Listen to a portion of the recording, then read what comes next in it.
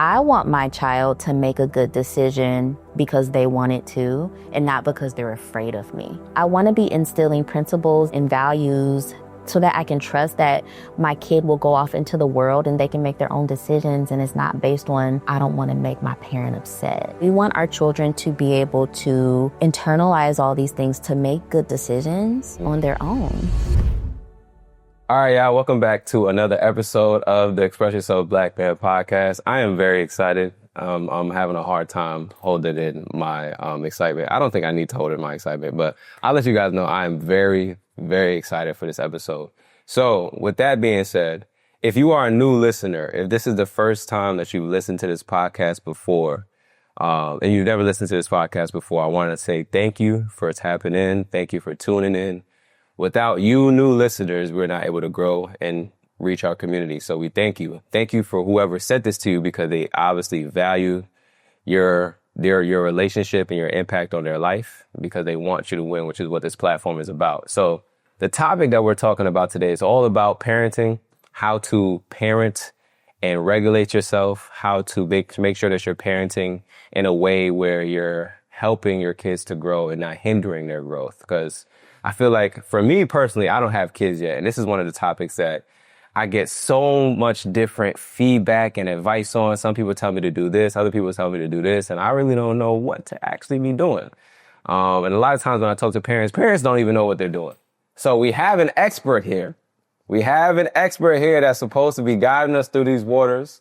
So if you're parenting, or you're interested in being a parent at some point in time, or you're even a mentor, whatever the case may be, if you talk to kids in any type of capacity, this episode is for you. So please tune in, tap in, take notes, because I know there's going to be a lot. We have a lot to go over.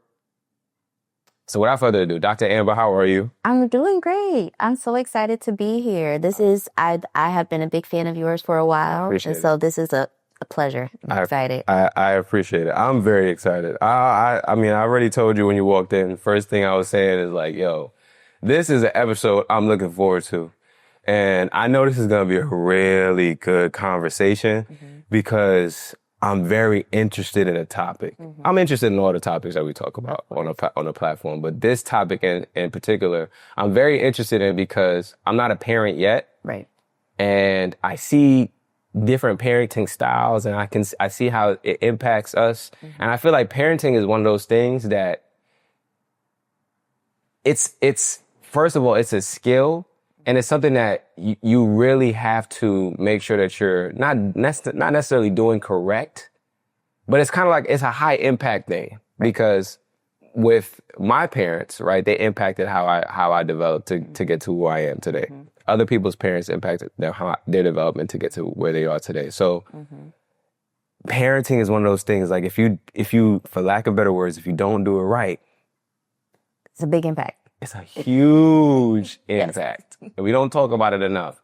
So how are you doing before we get started with the conversation? I'm doing really well. I'm doing good. I'm having a good Saturday so far. Okay. Being able to come and talk to you has made it even better. So I'm doing really good. Okay, good. I'm glad. I'm glad to hear that. I always like to do a check-in before we get into anything, but I want to ask you, because we're in the Black community. Yeah. And one of the things that comes up a lot with the Black community is this topic of gentle parenting, feeling soft, right? Feeling like it's not what we should be doing to prepare our children and the people in our community for what's going to happen when they leave home.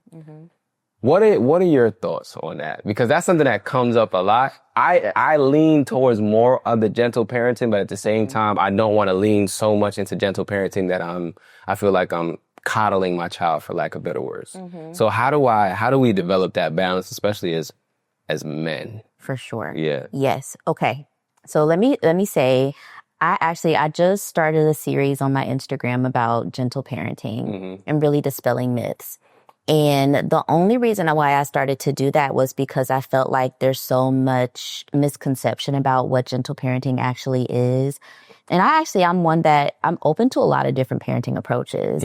I like conscious parenting. I like gentle parenting. I often will blend the two and say intentional parenting. Okay. But I think it's so important for us to be thinking about gentle parenting specifically, because what it helps us to do within the Black community, and especially for Black men, is to tap into this other realm of parenting that is so needed, which is the emotional connection and emotional cultivation of your child's world. Yeah. Right? Yeah. And I think what I've noticed is that within our community, there's a lot of hesitation or reservation about it because there's that fear of, well, what happens to my child if I don't prepare them for a world that might be harsh or a world that might be difficult or challenging? Because we know traditionally as Black Americans, it's not always great once we enter the world. And so there's always been this idea or this concept that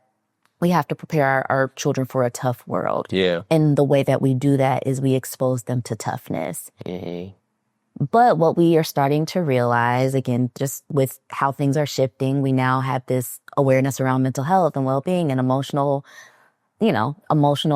worlds within us. And even your podcast has brought insight to that. Yeah. There's this other thing that we need to tap into in our parenting practices, which is how do we ensure that our children build emotional resiliency and then also the emotional intelligence to handle the world, but then also navigate their relationships too.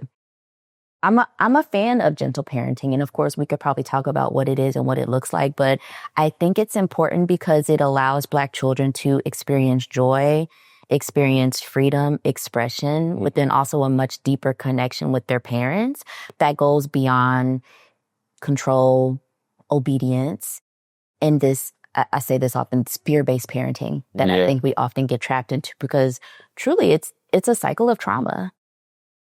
I think our parents and generations before had been traumatized by what has happened in our society. And their way of preparing was to instill obedience, control, because if I can control what happens, then you'll be safe. But we're starting to unravel that a bit. So can you talk about the difference between gentle and conscious parenting? And then I also want you to tap into what fear-based parenting could potentially look like, because those are two good things that I feel like you just mentioned. Yeah. Of course. So remind me, because, I got kids now, my brain all over the place. I got you. It's all good. I got you. Keep me focused. Yeah. So first, I'll talk about the difference between gentle parenting and conscious parenting.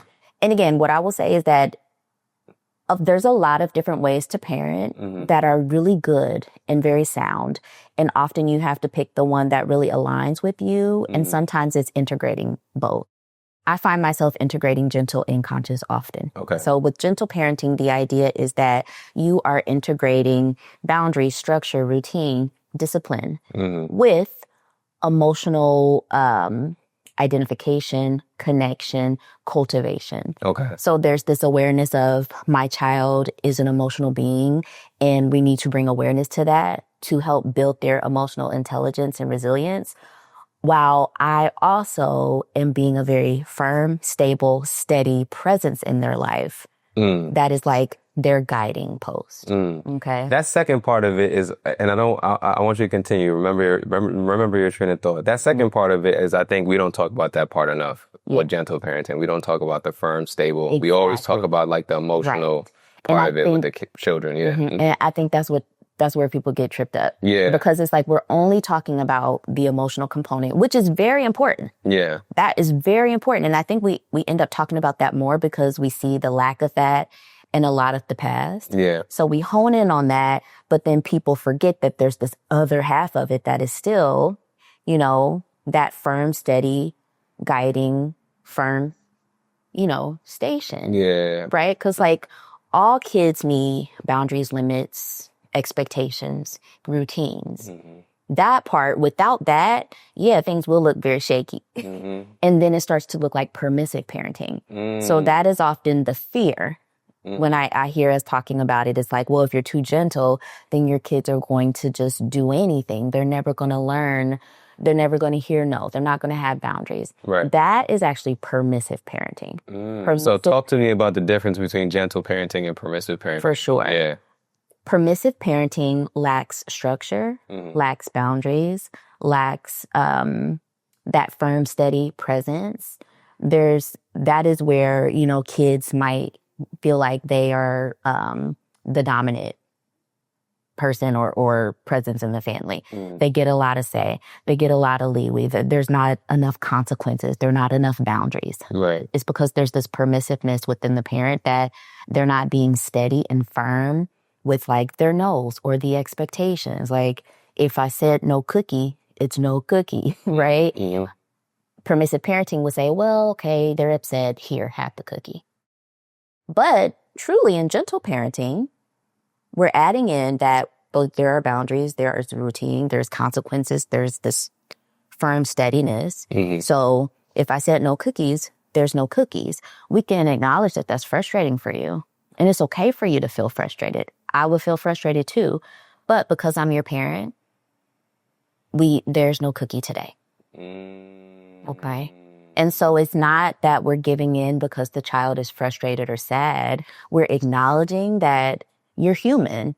And I know that you have emotions and it's okay. It's okay for you to be upset with me, but still there's no cookie today. We don't talk about that enough. I like that cookie example because I think oftentimes when we think about gentle parenting, we think about, okay, if the child wants a cookie and you said no cookie, a gentle parent would be like, all right, fine, have the cookie.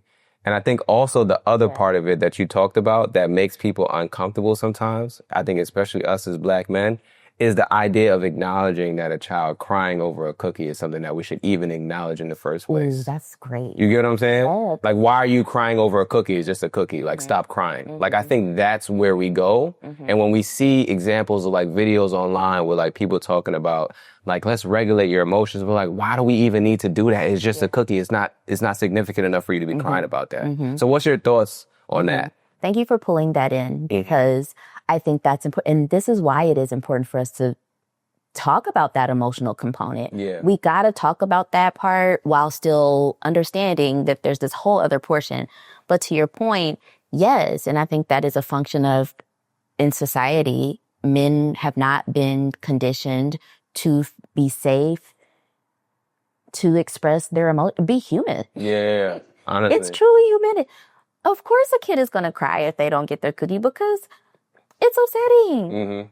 I like cookies, don't you? Like, and if you want one in the moment and someone says no, that's upsetting. And so I think it is because Black men in particular have not been allowed to express that human part of themselves. Disappointment, sadness, frustration, upset. That is a normal part of being a human. And for us, when we think about gentle parenting, it means allowing children to experience that whole range of emotions because that is going to be what helps them to build emotional resiliency. We cannot be emotional resilient if we are not allowed to express the full range of emotions. Right. And what childhood. And what does emotional resiliency actually mean? Right. Like, what does that actually mean? It really just means that you are able to tolerate and handle whatever emotion that you feel, even the difficult ones. Okay. So like resiliency really just means strength. Okay. And so it's like, I am strong with my emotions. Okay. So even on my hardest day where I'm feeling a lot of intense negative emotions like sadness or fear, I still know that despite how uncomfortable that feels or how scary it feels, I'm able to move through that emotion and I'm not in danger. I can talk through it. I can communicate about it. I can express it. So that is what emotional resiliency is. We got to go back to conscious parenting. What is conscious parenting? So conscious parenting really actually is a good thing to do with gentle parenting. With conscious parenting, what I love about it is it asks you as the parent to really be more mindful and aware of what's going on within yourself as you are parenting. Okay. You're being conscious. You're being aware. You're being more intentional about what you say, your reactions, your responses. Let's go back to the cookie example. Can you explain that in the context of that cookie example? Sure. So, and I'll actually give a personal example. I have 2 kids. Okay. I have a 4-year-old and a 6-year-old. And I often find myself saying no just because. Right. Like, they'll ask me for something and I'm just like, no. But if I were practice conscious parenting in that moment, I would stop and ask myself, okay, why are we saying no? And sometimes it's because, well, they had a lot of junk food yesterday, or I know that they're going to be this is a real example, at grandma's house tomorrow. She's going to give them everything that they want. Right. And so we got to have a little moderation here. We have some boundaries, right? Because moderation is important. Yeah. And so in that moment, maybe it's important for me to say no because I want to help practice moderation. So it's really checking in with myself and asking the why. Why am I saying no? Sometimes I'll check in with myself and I'm like, why am I saying no? And there's literally no good reason. Okay. And so then, what do you do in those moments? Because isn't it difficult to say no and then go back on your no because you don't want to develop a habit of like saying no and then they feel like, okay, a no could potentially mean yes at some point in time, right? So what do you do? What do you do then? This is the nuance of parenting. Okay. We could talk about this for months. Yeah, I know. So sometimes, and this is what conscious parenting helps you to do. It helps you to pause and think before you react or respond. Okay. And so ideally, I'll pause first because I'm asking myself, okay, well, you want to say no, but why? And if I don't have a reason, then I'm like, sure, you can have a cookie. Instead of just like a knee-jerk no. I got you. Right? I got you. So it's asking you to check in with yourself first about what's going on, and then you respond. You're not reacting anymore, you're responding. There have been times where like I do a knee-jerk response, I'm like, no. And then I go back and I'm like, you know what, guys? I actually thought about it, and I'm okay with you having, the thing. And then they're like, yay! They're excited, of course. And that's okay. Yeah. Because 80% of the time, I instill the stern, firm, steady presence in their life, right? It's okay to change your mind as a parent. That doesn't mean that you're being permissive. You are still the parent. Right. And so, but to that point of conscious parenting, it asks you to stop and check in first. Why is checking in even important? Why is that even like, why should we even be doing that? Why can't I just be like, no? Because oftentimes, if you're not checking in first, you're going to be reacting or responding based on how you feel. And sometimes our feelings are not facts. They're just feelings. So this actually makes me think often of like parents who, I'm trying to think of how to say this. I think it's really important to check in with yourself because as a parent or as an adult, especially like a Black person, a Black man, you might experience a range of emotions throughout your day, right? Or throughout your week. Like, let's say, and this is just an example, let's say you have a very stressful job and it is very intense and you often come home frustrated, irritated, upset, right? And then you get home and maybe there's something that your child does that is not great, right? But it's all right, you know?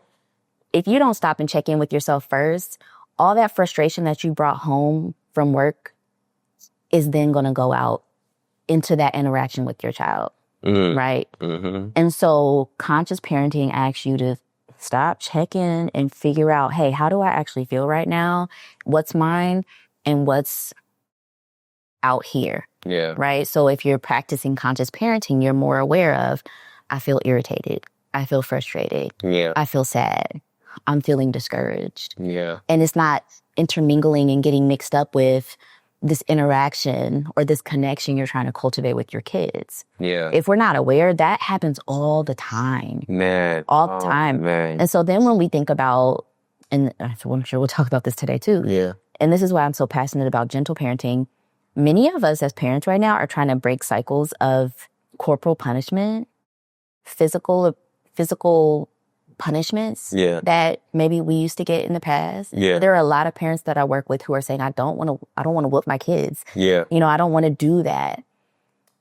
Oftentimes for parents who have done that in the past, if you're not conscious, you're doing it because you're angry or upset, you're irritated, and you're not really consciously aware of like, is this something that's actually helping my child, or am I just so frustrated that I've lost sight of what other tools or strategies I could utilize? So that's just a wide range of examples of why it's so important to check in with yourself, because if you're not careful, everything that you internally are experiencing can get intermingled with your relationship with your kid. And as a parent, it's so important to be able to separate out what's yours and what's going on for you and what you need to take to therapy potentially or like to a good group of friends versus what's actually happening in your relationship with your kid or within your family. I want to pause real quick and talk to the brothers that may be going through it right now, because I know there are some of you that are going through it right now that are listening to this episode. And I want to make sure that you guys feel seen, heard, understood, and supported. So if you're going through depression, if you're going through suicide ideations, if you're going through anxiety, a difficult breakup, divorce, baby mama drama, whatever it is that you're thinking about on a day-to-day basis that's making you feel like less of a man, I want you to know that it is okay to be going through those things. But what's not okay is for you to stay in the same position that you're in right now, knowing that there's things that you could be doing to better yourself. And so one of those things that we've created personally for Black men on this platform is called Safe Haven. So Safe Haven is a holistic healing platform that we've created specifically for Black men just like you. Whatever it is that you're going through, you're not alone, because we have hundreds of men inside of Safe Haven that are going through the same exact thing as you. We have resources that are available to help you heal. One of the most important resources is connecting you with a mental health professional that can help you and will help you through whatever it is that you're going through. And we do that within the first 10 to 15 minutes of you getting onto the platform. We're the only platform that does this specifically for Black men. We're the only platform that specifically vets our professionals before they're even allowed on our platform, so they know how to help Black men to heal. So if that sounds like something that you're interested in, if you're ready to make a change in your life, then join Safe Haven. All you got to do is go to expressyourselfblackman.com/links, and there will be a link for you to join Safe Haven. If you are a woman and you know a Black man and you're trying to get them to join Safe Haven, you can go to expressyourselfblackman.com/links and join on their behalf, or gift them a Safe Haven membership. If you have any questions, if anything's not clear, send an email to staff@expressyourselfblackman.com. And with that being said, let's get back to the rest of the episode. Love y'all. So I had a different upbringing. Okay. My dad wasn't a breadwinner. Mm-hmm. My mom was a breadwinner. Yeah. So my mom went to work and she would come home late, and my dad would be at home taking care of us. And I remember often we would be like trying to run around, make sure the house was like as clean as possible before my mom got home. Yeah. Because we knew when she got home that if she saw anything, that it would lead to like her erupting. And I used to be like, why is mommy like this? Why is every single time she comes home, it's like, it doesn't matter if there's a piece of plastic on the floor, like she's going to be yelling or upset. Yeah. And I had my mom on the podcast and I talked to her about that. She told me that she was actually like dealing with a lot of anxiety and stress. And so my mom was dysregulated. She was dysregulated, yeah. Yeah. So can you talk to me, first of all, actually, before we talk about dysregulation, you have a book that you gave me. I'm actually, a lot of people, and I probably shouldn't say this, people give me books. And I'm like, great. And I put it somewhere and I probably never read it. This book, I'm probably definitely going to read. Correct. Like, I'm going to be very honest with you, because I am very interested in this topic. And you have a book on how to regulate yourself as a parent so that you're not leading to like temper tantrums or outbursts with your children. Right. So talk to me about like, what can a parent do coming home from work? They just had a very stressful day. They're coming home and things aren't the way that they want it to be inside of their home. How can they navigate that without like erupting? Yeah. I'm so glad you brought up that example, because yes, I think for that example, your mom probably, there was anxiety where she probably was under a lot of pressure to perform, whether it was at work or like when she got home. There's a lot of pressure that she was feeling. And I think mothers feel that, fathers feel that in a different way. And it's so important for us to be aware of that. And so for that example, right, like a parent is coming home, they're feeling a lot of pressure, they're feeling a lot of anxiety. What do they do? In the book, I have a framework called the PCR framework. Okay. And I'll break it down a little bit. But basically, I think from what I've talked to parents about this, about emotional dysregulation and what that then means for their parenting. And there's 3 different approaches that I think that people should take and really work through. Okay. The first approach is to be very practical about what is going on in my life that is making me feel emotionally dysregulated. Yeah. And so And I'm going to keep with your mom's example because I think that's a good one to kind of stick with. Yeah. And it could be a dad. It could be like either parent, right? Mm-hmm. Practically thinking about, well, what are my triggers? Yeah. What are the things that I notice, like when I see it or when I experience it, there's this intensity of emotion for me that I'm having a hard time managing. Yeah. So identifying those triggers, really understanding what they are so that you can then decide, okay, well, what do I do about them? For some of your triggers, you might realize, oh, now that I know what it is, I can easily get rid of that. Like we can just eliminate that from my life.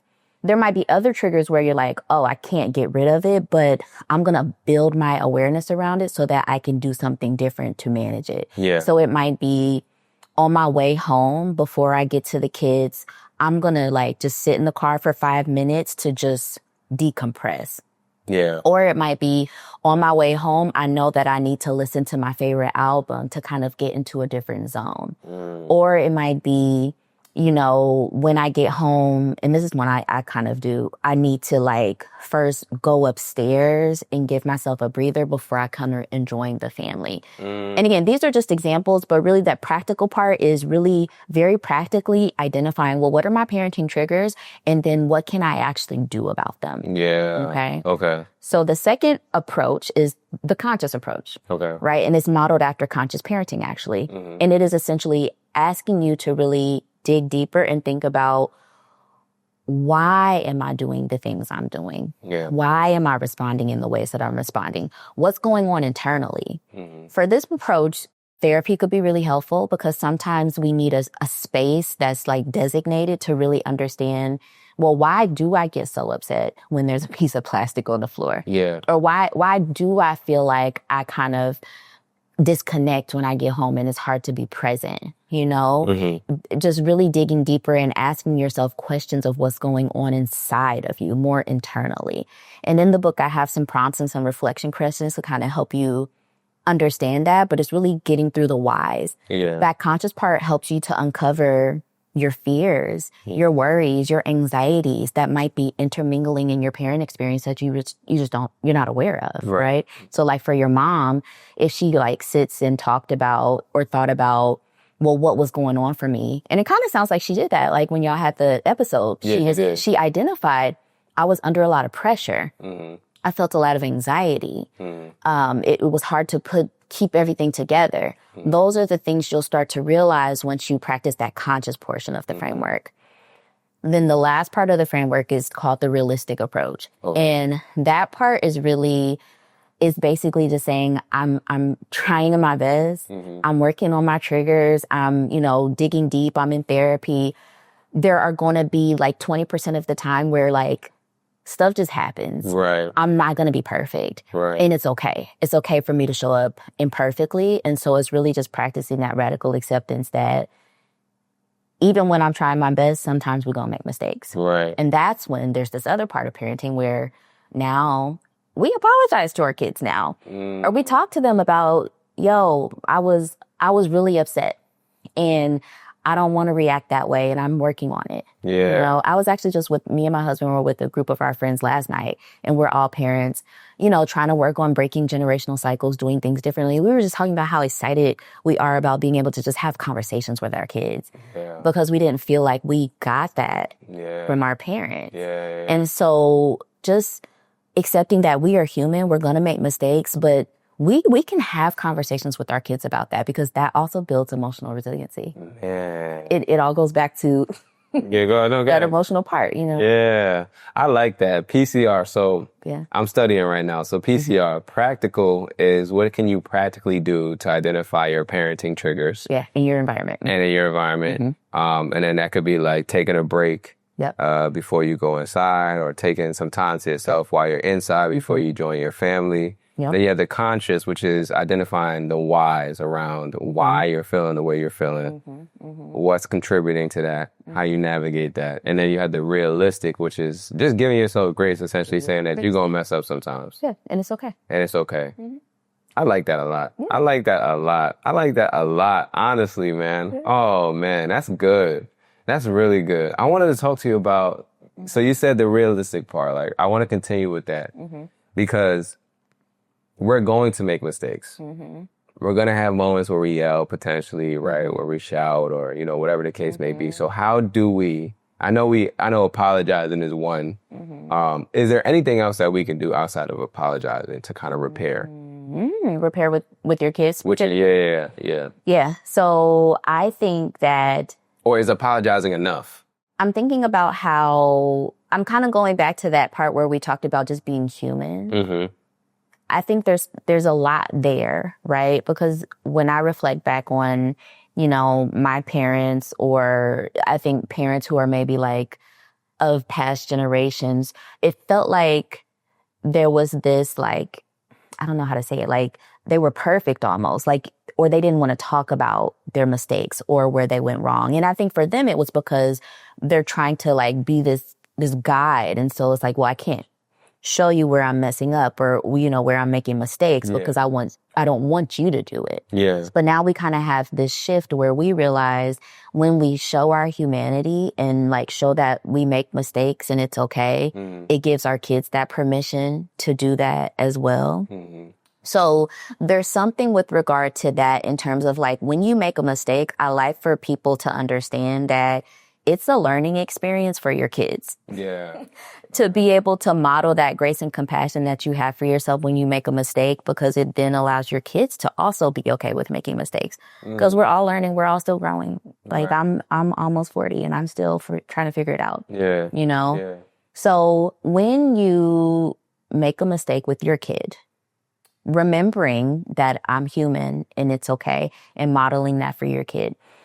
So with the apology, I do think that is a big shift that we now see in this generation of parenting, where that apology is big. Just that simple acknowledgement that something happened between us and neither of us liked it. And we can't just like sweep it under the rug. Like I can't just yell and curse you out as my child. And then a few hours later, I'm gonna ask you if you want McDonald's. You know, like we're not doing that anymore. We're actually stopping and we're pausing and we're saying, I messed up. I'm sorry. I didn't mean to yell at you that way. I'm working on it. And this is what I'm going to do to ensure that that doesn't happen again. What about the parents that feel like yelling is like, okay, like there's nothing wrong with yelling? What about it? Okay. At the end, we're like, listen, I ain't got nothing. I don't know what to say about that. No, what about the parent? What about because there's some parents that like they really don't see anything wrong with yelling, cursing their kids out. But like that is to them, that's normal. Like you did something to get me upset. I have a right to be mad, and this is how I respond when I'm mad. I don't need to lower my tone or speak to you a certain way. I'm going to respond to you the way that I think I need to respond to you, especially because you're in my eyes a man, so you should be able to handle that. Ooh. You get what I'm saying? I do. Thank you for saying that, because it helped me like to wrap your head around. Yeah. And so even with just like that response, what I'm thinking, there's this emotional immaturity around that, because what I heard you say is you did something to make me upset. So there's no accountability around truly, like, people, even children, don't do things to make us upset. We just feel that that's the feeling that's elicited, right? And it's our responsibility to then manage and cope with that feeling. Right. So it's not like you did something and to make me upset is, something happened and I had an emotional response. Right. And then you also said, and I have a right to be upset, and when I'm upset, I yell. Yeah. And so everyone has a right to be upset, for sure. But can we practice other tools for how we cope and manage those feelings? Yeah. As a parent, I'm often upset. I'm often, and sometimes probably like once a day. Oh my, 10 times a day. Yeah. Often. But my only go-to can't be, well, you did this thing to make me upset and I have a right to yell because you're in my house. There's no flexibility there. There's no accountability there. There's a lack of maturity with regard to that. I want to dive a little bit deeper to really tie this home for some of the parents that may be listening. They're like, man, there's no problem with this. Yeah. What does constantly yelling at your child and cursing them out do to them over time? Let's say that's like, I do that maybe at least once or twice a week to my child. In your opinion, what does that do over time to a child as they grow into an adult? Right. So I don't want to put a number on it. Okay. Because in my head, I'm like, once or twice a week, that's not bad. Okay, yeah. Because again, realistic part, things happen. Okay. Sometimes we do lose our cool. We might yell. But what I will say is that when children are exposed to chronic yelling or harsh punishments or threats consecutively, chronically over time, okay, it increases, it's a stress response. It's stressful. And I think research has shown us for parents or for children and adults, whenever you are in a chronic, stressful state, it is not good for your body. There's negative outcomes with regard to your body and also your emotions.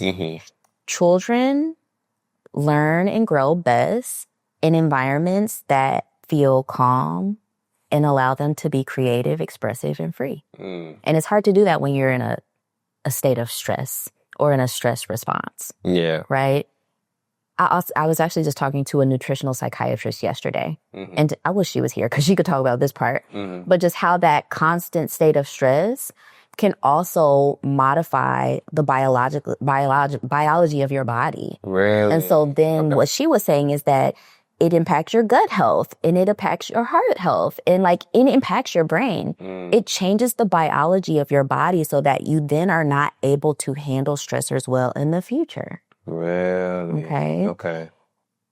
It doesn't allow you to become resilient because you are being eaten away because you're already in a stressful state. Yeah. At home. So what I will say is that this is why it's important to be aware of it. Yeah. You're gonna yell occasionally. It happens. But if it's a constant, steady, regular thing, your child is going to be in a heightened state of stress and they will not be able to tolerate or manage additional stressors well. So when they go to school is also a stressful environment. But when they're already showing up at school and expected to learn how to read and write and do all those things already in a heightened state of stress, then that then leads to learning difficulties, emotional difficulties, behavioral challenges at school. Or, that idea of like, I need to make them tough now so they can be ready for a tough world. If you make it too tough at home, they're not going to be prepared for the tough world because they have been eaten away at already at home. So they're literally going out there with holes, And so that is why it's important to be aware of it. You don't got to put a number on, okay, I yelled this many times a day, but that's why it's important to be intentional about it because we don't want them to always be in this constant state of stress. Ooh, man. That holes piece really got to me because the way I think about this, right, I'm thinking about a bridge and a bridge has pillars for its foundation. Yeah. And when you talk about holes, I'm thinking about holes in the foundation of the bridge. Yeah. Obviously, the bridge is going to come down at some point in time. Once you have cars on it, and there's a bunch of stress that happens from the natural environment that it's exposed to. Same thing that happens with kids. So I'm thinking about like that in comparison to a child at home, like constantly being stressed and then having to go to school. And we think, okay, well, I'm preparing them for the world. But really, like what you're saying is you're actually not giving them the best chance at being successful in the world because what you're doing at home is putting them at risk. At risk, yeah. Like chipping holes. It's like chipping away steadily. And I was going to say this, but my brain it left my brain, so I don't know what I was going to say. But this other part of it, too, because you asked what could happen. So there's this other part that I focus on a lot is the relationship with your kid. It's hard to cultivate a relationship with someone that induces high stress. Okay. Right.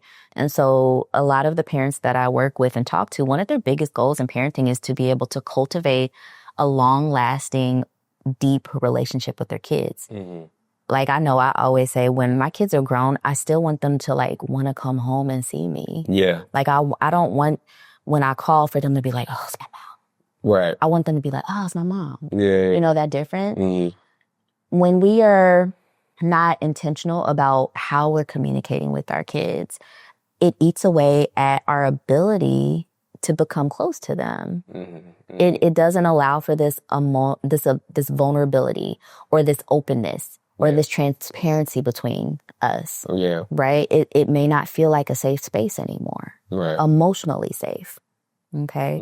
And so that also is why it's so important to be thinking about this, because it's hard to feel close and connected emotionally with someone who is not open or who doesn't feel safe to do so.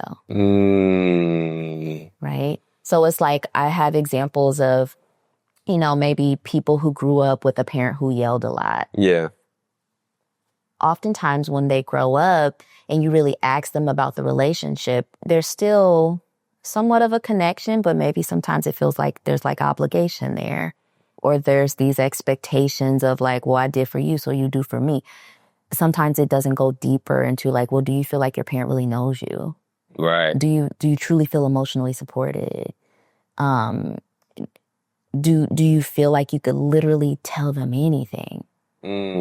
Like that emotional stuff, that is what many parents want now. Right. We want to be able to say, yes, my kid can come to me with anything. Yeah. Even their deepest, darkest secrets, or even when they mess up, they're not afraid to come talk to me. Because they know I'm going to be there regardless. All right, I'm interrupting this podcast episode to let you guys know to leave a review on the podcast. Please, please, please, if you are listening to this episode and you're finding value in this episode, you're enjoying the conversation, or you've enjoyed a previous episode or conversation, and it's safe to operate your phone right now, please leave us a review.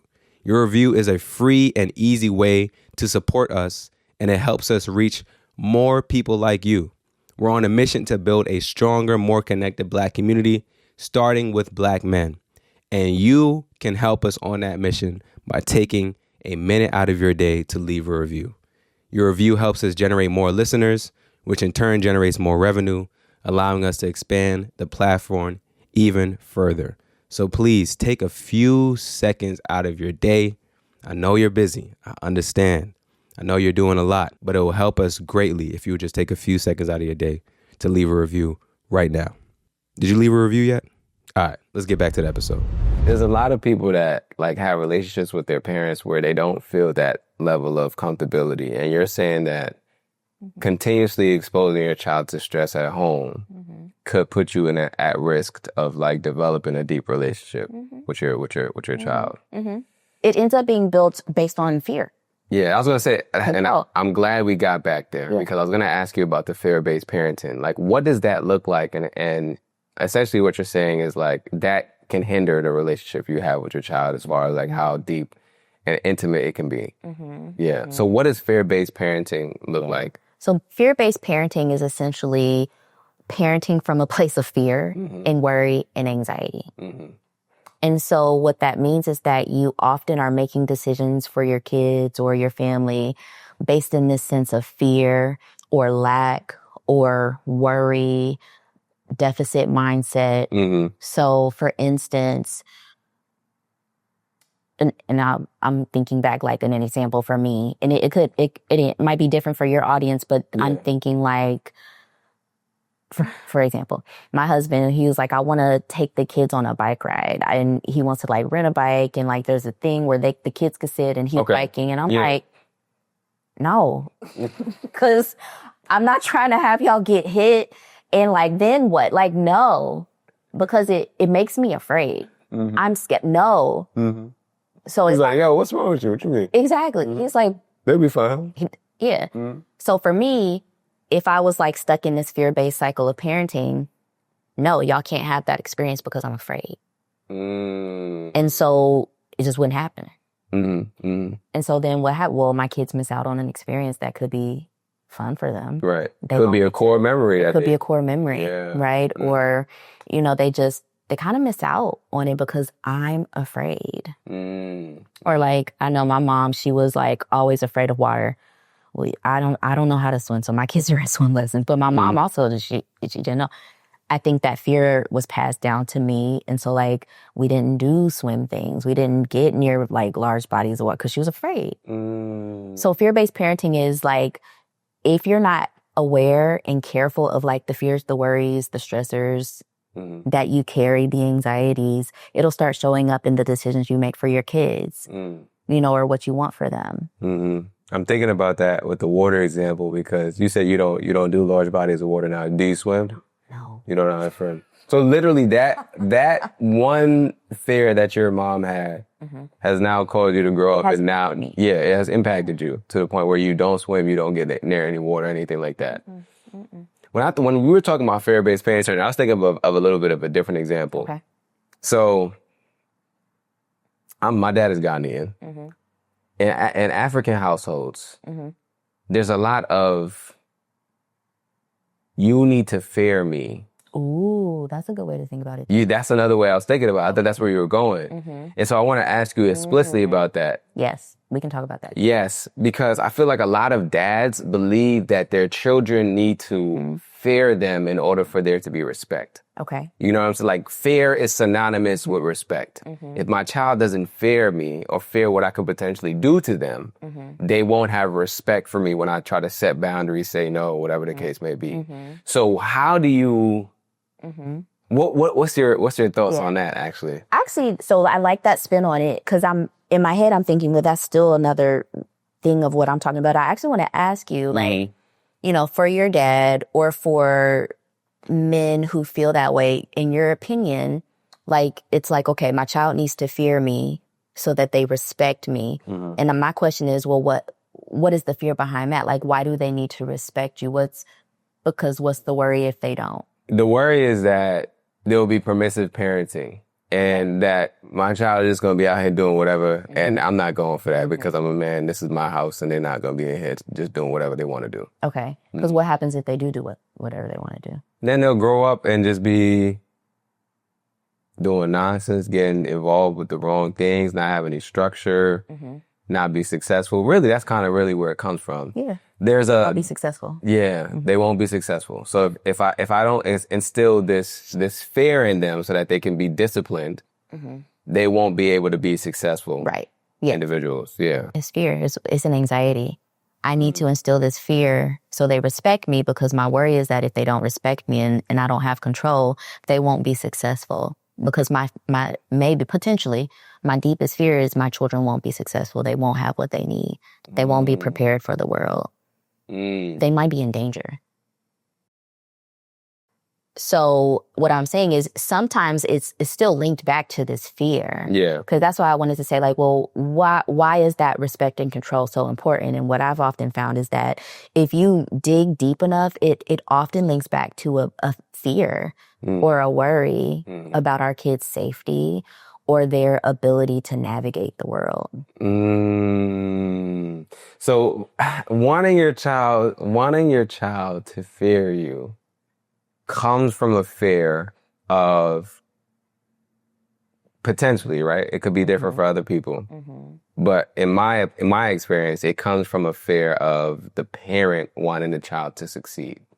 So it's technically coming from a good place, but the way that it's being implemented in real time is hindering the child's growth in a sense. Exactly. Yeah. So in my mind, the way that I think about it is, yes, we all want our kids to succeed. But if we are practicing like this fear-based approach, we're doing it in a way that instills this like control and this sense of respect. And so going back to like this idea of gentle parenting, what if we open it up a bit and we take out the control and the authoritarianness and actually put into place, still the boundaries, the consequences, the firmness is still there.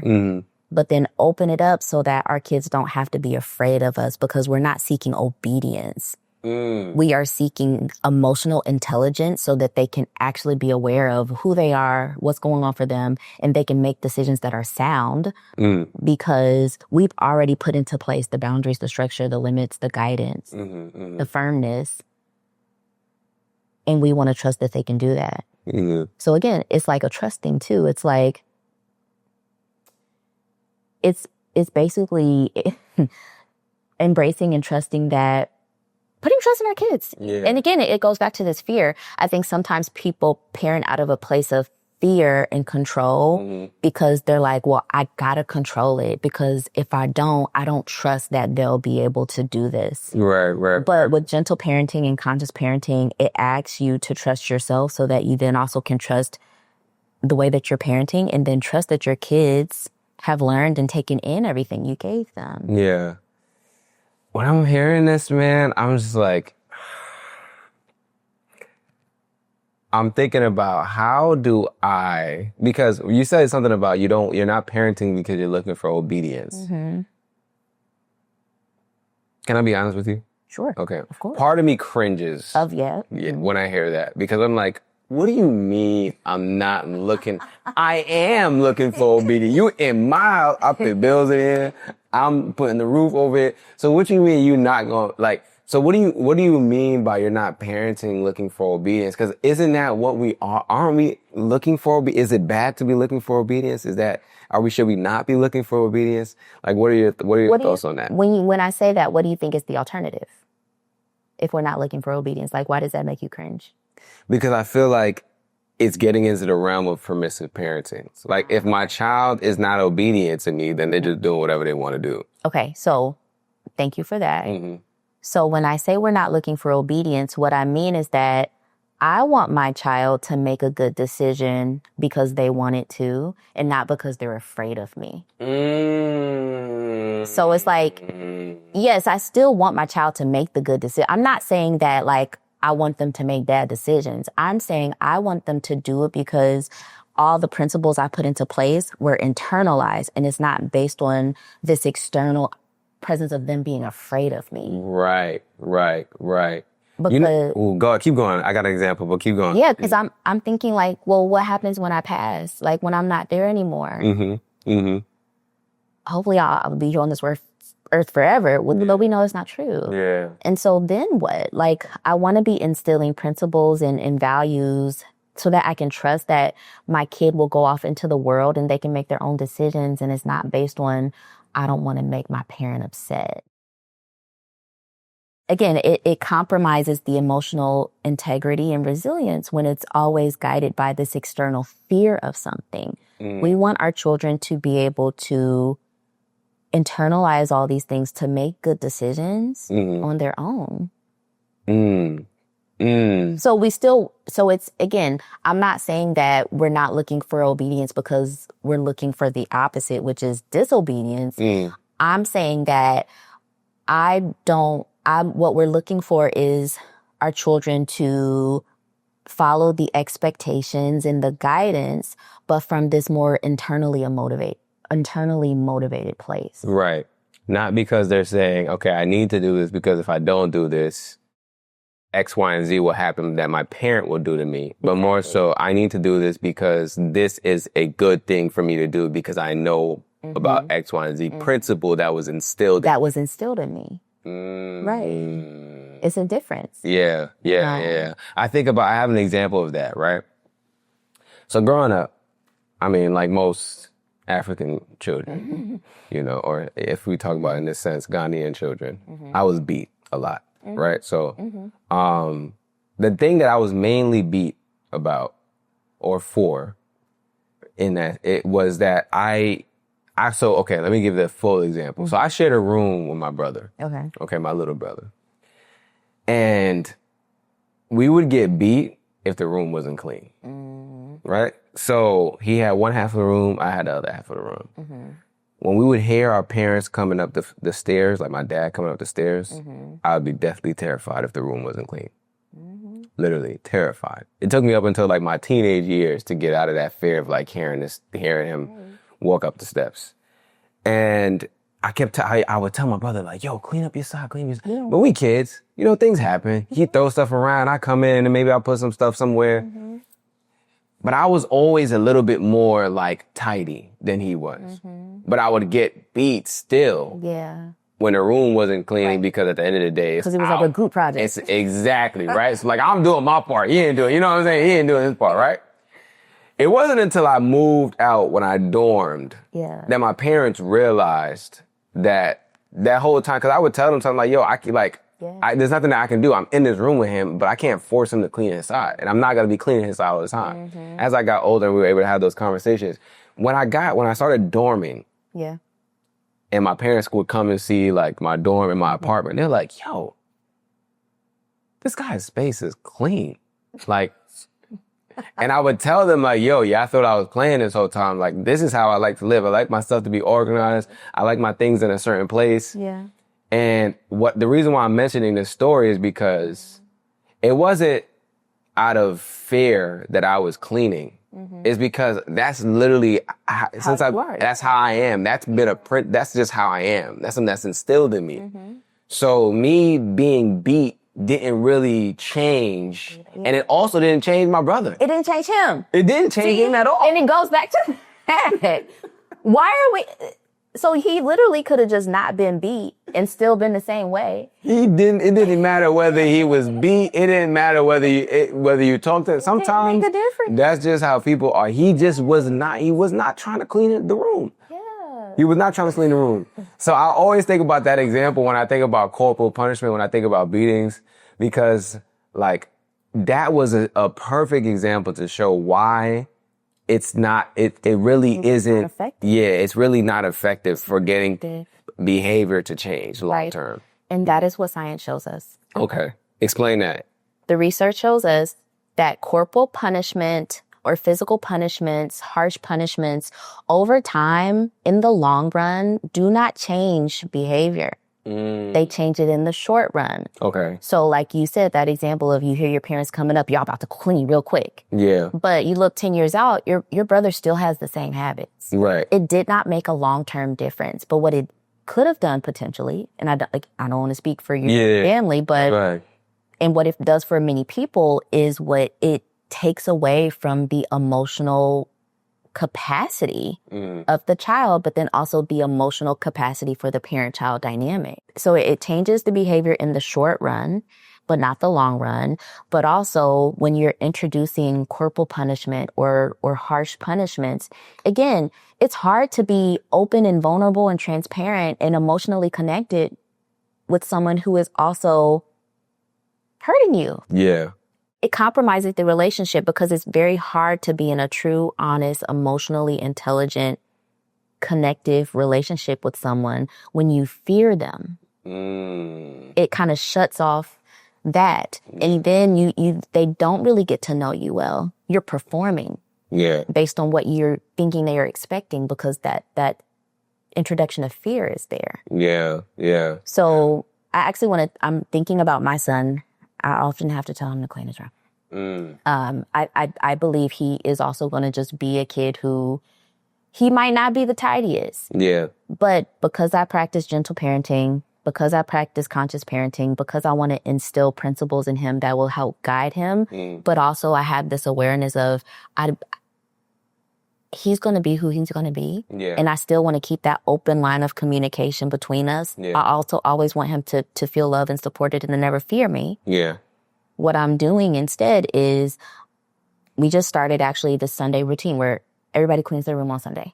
Okay. I was going to ask you, do y'all have any routines around? We have so many routines in my house. Yeah. So we actually just started a cleaning routine. Okay. So what I used to do is in the past, like whenever I felt like his room was, and again, he's 6. Okay. So whenever I felt like his room was a little too crazy, I would just say, Cedric, clean up your room. It's time. It's time to help us build that practice of, hey, when your room is not up to par, we have to clean it. You have to learn how to do this. Yeah. And so it's a practice. So it's me understanding that he is a child. If I want him to be able to learn how to clean, I need to give him these moments for practice, also help and guide him in the process. This is not something that he's going to learn overnight. It's a practice that I am instilling in him through adulthood. Yeah. Right? And so now what we're doing is every Sunday, him and my daughter, they will clean their room.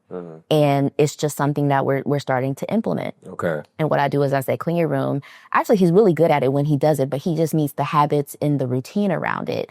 And my hope is that because I'm instilling that, when he gets older, he's probably not going to be the best with it, but he'll have an internalized routine because we started it at home. I'm not threatening him. I'm not yelling at him about it. I'm not going to beat him if I walk in and his room is clean. It's going to be a reminder, hey, so your room can't look like this, bud. So let's go clean your room. And so like now he'll clean it, and I do an inspection. I'm like, all right, let me check everybody's room. I give him some feedback. I'm like, all right, this looks good. You did great here. I need you to go back and do that. And my husband does the same thing. Okay. You know, he's giving that feedback. Hey, that looks great. You did great there. You got to go back and that don't look good. Yeah. So go ahead and clean that, fix that. And so it's because, again, that's where discipline is teaching. Yeah. We are now separating out this idea that discipline is always physical punishment. Discipline is not punishment. Discipline is teaching. Okay. We are teaching our children how to integrate and incorporate daily living skills. Yeah. And then they're not doing it because they're afraid of me. They're doing it because I've set the expectation that this is what we do in our home and as a family. Yeah. So there's a difference. It's not because they're afraid, but it is because I have set that expectation as a family and as a parent. Right. I like the Sunday routine, man. Because I remember on Sundays, my mom would sometimes, like not all the time, she would clean. And so like Sundays for me, I've always internalized Sunday as the day that you kind of reset for the week. Exactly. That's how I think about it. Yeah. And so I like the fact that you're doing that from young. And I'm thinking about that for myself. Like, if my parents had done that, we probably would have been cleaning our room every Sunday. Yeah. Because there was times where, like, we know guests are coming over and we would all have individual roles. Like, I needed to clean the mirrors. Like, my brother would probably clean the steps or whatever. So we knew how to do the things. I think we just lacked the structure and the routine of like making it a habit. Yes. And so that is where gentle parenting comes in. It's like, because again, people get so afraid of like, well, if I take away the control and the obedience, the authority, then you're permissive. Well, it's like, no, we're replacing it with structure, routines, daily habits, firm expectations. That is where the power is. Yeah. I like that a lot. Because when we talk about gentle parenting, we always hear about like what it's not. Like, it's not providing enough discipline, or where it's being too permissive, You're doing all of that. You're right. But you're saying, all of that is actually there. And I think that actually allows for a long-standing like change in behavior. Yes, it does. Rather than like quick corporal punishment or yelling or whatever the case may be, because you're not actually explaining or creating any type of structure for the behavior to be sustainable. Right. Exactly. So something about my child, my sons in particular, and this is something I think that often used to trigger parents, he needs to know the why. Right. He asks a lot of questions. And he often needs to know, well, why do I have to do that? Right. Or why? And so, but that's actually, before you continue, parents, I don't want parents to get annoyed at hearing a child like question things, because when a child is questioning things, you should be happy. What's happening is he's actually critically thinking. Exactly. Why is this important for me to do? You don't want a child that's going to just go with everything, because he's going to do that with he's going to do that at home and at school.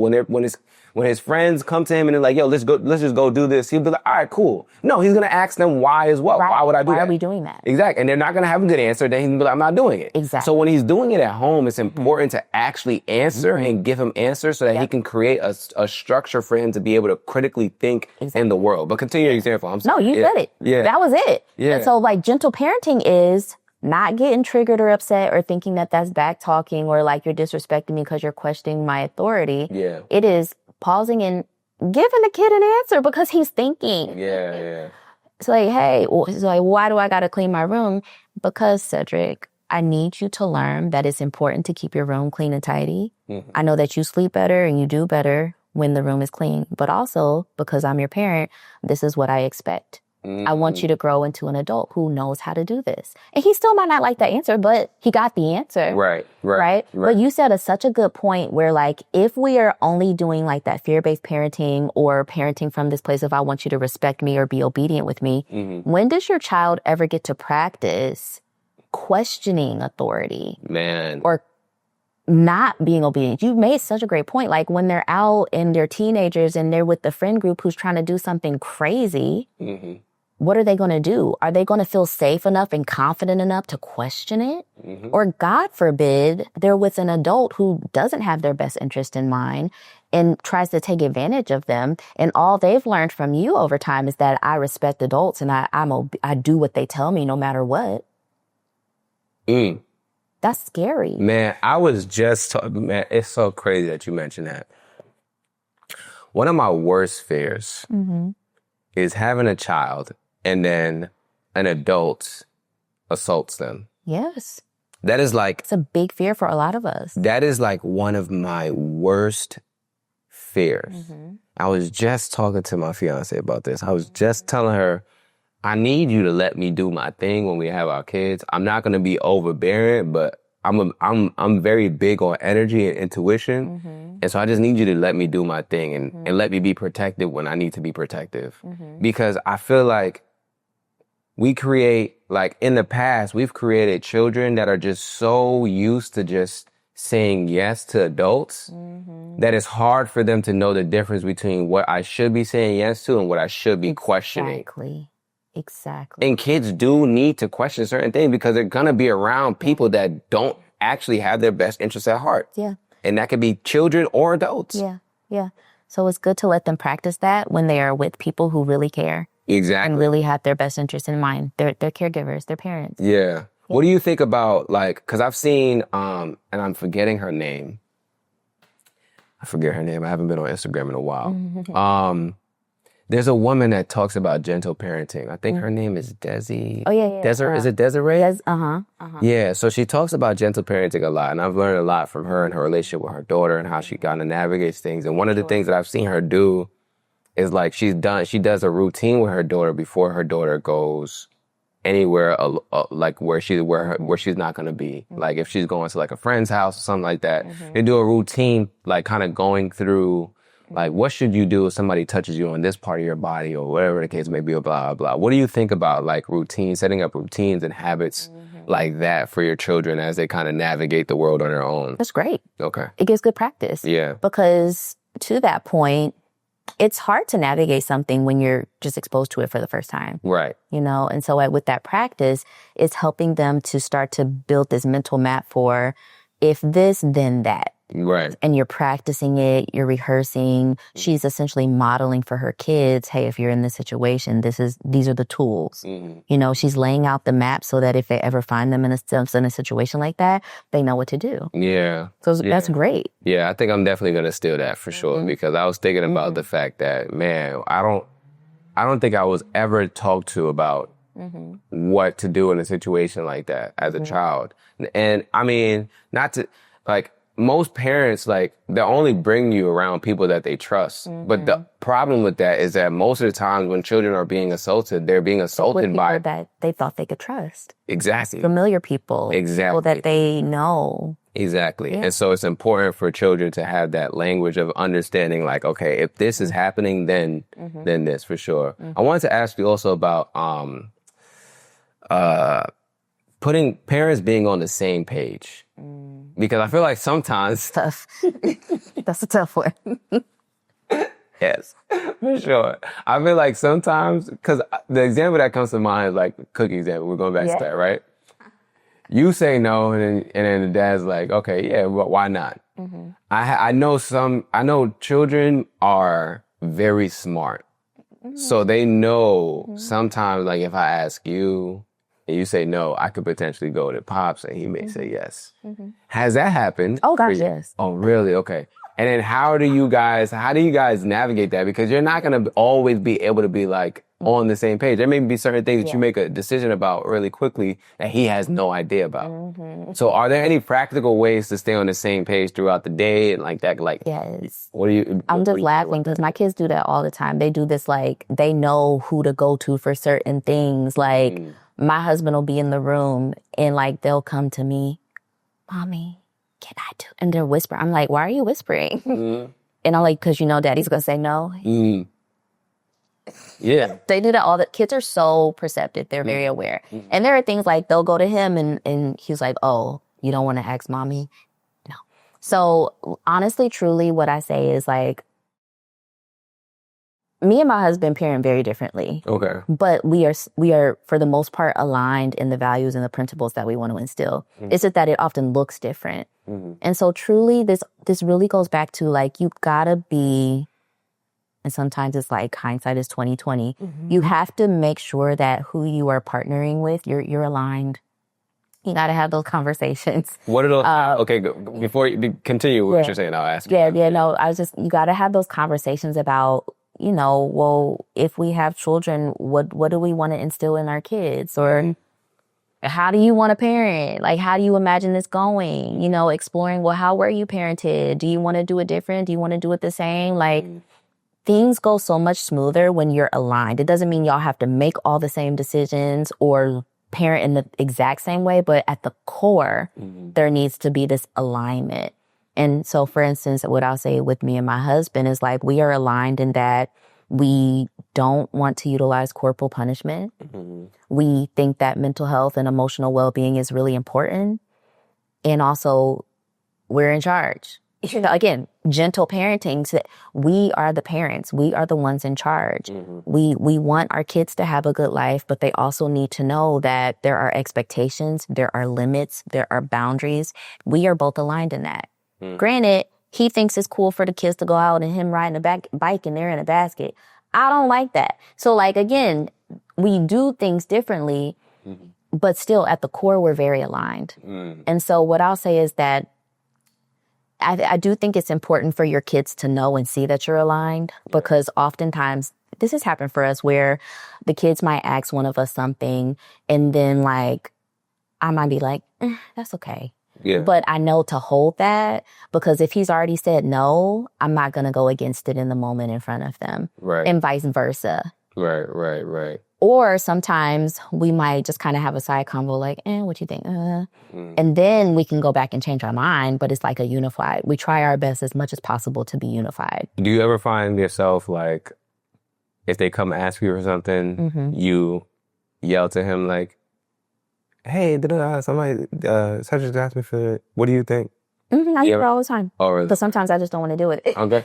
And he does it to me too. He's like, well, go ask mommy. And sometimes we'll just play a lot, like, well, go ask your dad. And he's like, go ask mommy. And they'll just, at some point, they're like, well, both of you are saying that. But it's because, again, when you're parenting, especially when you're parenting with someone else, when you have a partner, when you're co-parenting, that unified front is so important.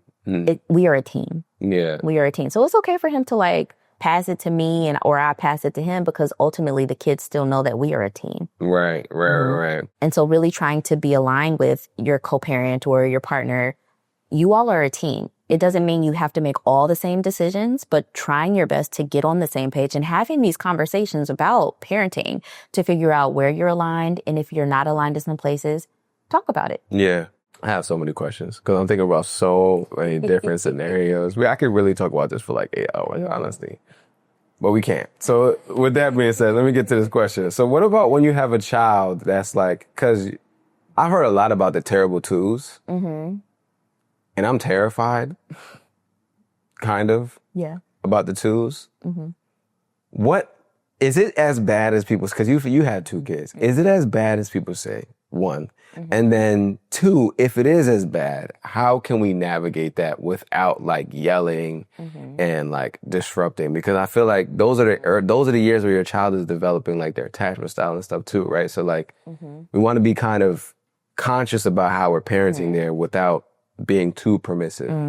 Absolutely. Yeah. So how do, like, 1, in your opinion, was it as bad as they say? And then 2, how do we navigate it? Okay. So I'm going to give you my personal opinion and then we'll go to the professional. Okay. I got you. Idea. Personally, for me, I did not enjoy the toddler years. It was a lot for me. I became very overstimulated. It actually gave me the awareness and the insight to write that book, because I was very emotionally dysregulated throughout those years, because it required a lot of movement, a lot of focus, a lot of like physically is a very demanding time, especially if you have children that are very busy. But then also emotionally, it can be very demanding because 2 is when your child is becoming more aware of their feelings and they're starting to express, but also they're starting to realize that they are a separate person from you. Right. And so they have their opinions. And because they're 2, they don't know how to regulate their emotions. Right. And if you don't know how to regulate your emotions, that's where the challenges can come. Right. It's like, well, he's tantruming or she's tantruming, and now I am too. Yeah. Because they won't stop crying, because they are not listening to me, because all these things. So I think that's why many people find it difficult, and I found it difficult as well. But what I realized, though, as a psychologist, is that there are different stages of parenting that people will find difficult. I have a lot of people who tell me that the teen years are the hardest for them. Really? And it really, and again, I was having this conversation with our friends last night, like me and another friend, we were saying we're excited for the teen years because we're excited to have those conversations and to like really talk to our kids. But like my husband and my friend was like, nah, we are afraid of those years. And they actually did okay with like the terrible 2s and the toddler years. Really? So like ultimately it really depends on who you are and where your strengths are when it comes to your parenting practices. Okay. You're not going to always be like top notch in every stage of parenting. There's going to be a stage, whether it's the toddler years or the newborn years or the teen years, that it's going to pull for you to grow. Yeah. And that can feel challenging, but you can do it. And it takes, again, this emotional awareness. It takes this openness and embracing the fact that you are human and you are still learning. And that all of us, we're trying to figure this out together. When you talk about grow, I think about fathers that weren't provided the tools that they needed to even be able to emotionally regulate. So what can we do if we weren't able to practice emotional regulation, emotional intelligence, emotional maturity?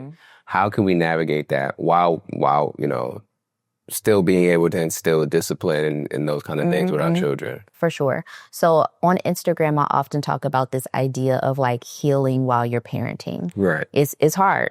Very nuanced, because there's a lot to be done when you're a parent, and especially if you're like working, you have other obligations. To also then be thinking about your own healing and your own recovery. You might have experienced traumas or all that, or like you said, you just didn't grow up with the tools.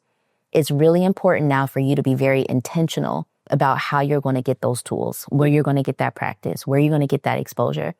That's where I think therapy can be very helpful, because it's this designated design space where weekly or biweekly in your calendar, you know, hey, with my therapist, I'm going to talk about why I didn't get these tools, the impact it's had on me, and what we can do to try to improve this for me, how I can start getting these tools. Basically, what I'm saying is you have to be open to being intentional about now seeking them on your own. And you're going to need support in the process, whether it's a therapist or whether it's like this podcast or whether it's like a good group of friends who are also fathers and y'all agree to, hey, we're going to read Dr. Amber's book and like really talk about how to start integrating this into our lives. The intentionality, but also the support is how you do it now. Because now it's up to you. Yeah. You know, it sucks and it's unfortunate that many of us didn't grow up with those tools. And now it's on you, because your kids are really counting on you to be able to model this for them. And you don't have to be perfect at it. You just got to start the process and be intentional and also seek support as you do it. I'm thinking about this. I'm thinking about the single parents right now, because I just had some conversations with some single fathers. I had a conversation with a single father. I know a lot of, or I know a few single mothers. So for them, what are some things that they can do? Because I'm sure it can be very dysregulating, because they're probably spending a lot of time by themselves. They don't get the opportunity to be like, go ask somebody else, right? They don't have that teammate in the house with them. Right. Are there any tools that they can practice to like navigate? So the crazy thing is like, it's the same thing, but just like you got to double down. Okay. Yeah. You got to be even more intentional regarding your self-care practices, like how you're actually making time for yourself, how you're actually healing yourself, and especially your community and your supports. because it takes a village to raise a child, regardless of whether you're a single parent or not. And so you really got to double down and shift your focus on how am I going to build and cultivate the community and the support I need to ensure that I can make this happen. Yeah. It might be your neighbor. It might be a good group of friends that you really stay connected with. It might be joining some of the dad groups or the fatherhood groups. It might be, sometimes, if we had the means, I say, you guys, sometimes you have to pay for the communities. It might be a nanny or it might be a good babysitter, whatever it is, you got to tap into how do I build and cultivate my supports in my communities and double down on your own spaces for self-care and wellness. So again, going back to that gentle practicing, sometimes I see this more from others, maybe sometimes for single dads and fathers too, where they feel guilty about taking time for themselves because it's like, well, I'm all in on my kids and I don't want to take any moment away from them. But it's kind of like when you're on a flight and they're like, put your gas mask on first or the oxygen mask first. You can't really give your child everything if you aren't also pouring in to be able to transfer that to them. Yeah. Yeah.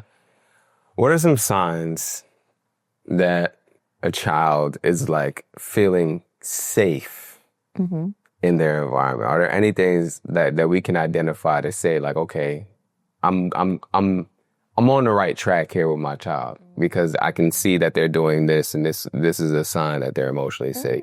Oh, that's a good question because I feel like people often ask me the opposite. They're what are the signs that the red flags? Right. But I love that you put that spin on it because we can be looking for the things that are good indicators of success and positive relationship. So what are some of the things to be looking for that's we're on the right track? Yeah. I will say, and again, I think this will be really important for your audience, emotional language, right? So it's important for kids to be talking about their feelings. Okay. Expressing their feelings and feeling safe to do that with you. Okay. And so you want to be looking out for, is my kid talking about feelings? Are they talking about their emotions? Do they have words for them? Whether it's Daddy, I'm sad. Daddy, I feel mad. I'm angry at you. My daughter says it all the time. Daddy, I'm mad at you. You're being a bad daddy. And then they talk about it. Really? All the time. Because they butt heads often. She's 4. But you say that you're being a bad daddy? That would kill me. I ain't gonna lie. The first time I hear that, I'd be like, yo, I'm out of here, man. But it's something simple because he probably said no to cookies. Okay. Right? True. So it's not he's abandoned her. Right. So he probably said, no, you can't have cookies today. And for her, what she's really communicating is, I'm angry. I'm frustrated. I'm disappointed about you saying no. So are your kids coming to you with their emotional world? Even when it's them being upset with you? If they feel safe to do that, that's a great thing. Because it means that there's this openness that you've cultivated where it's okay for them to express their feelings and not be afraid of your response. Not be afraid of how you're going to take it. Because if a child is afraid, they'll stop doing that. They're not going to come to you with that. So you want to be looking for that. You also want to be, so I'm thinking about how kids are socialized and how they communicate or talk to others, right? You want to be looking out for this, again, this openness, gentleness, compassion that is also being cultivated in their social worlds. Are they able to have empathy for other kids? Are they able to be compassionate, helpful, kind? If you're noticing that that's not happening, that might be a red flag, but you really want to look for that. You want to see that. Also, this other thing I think is important. You want to be looking for, are they able to set their own boundaries? Do they feel safe to say no?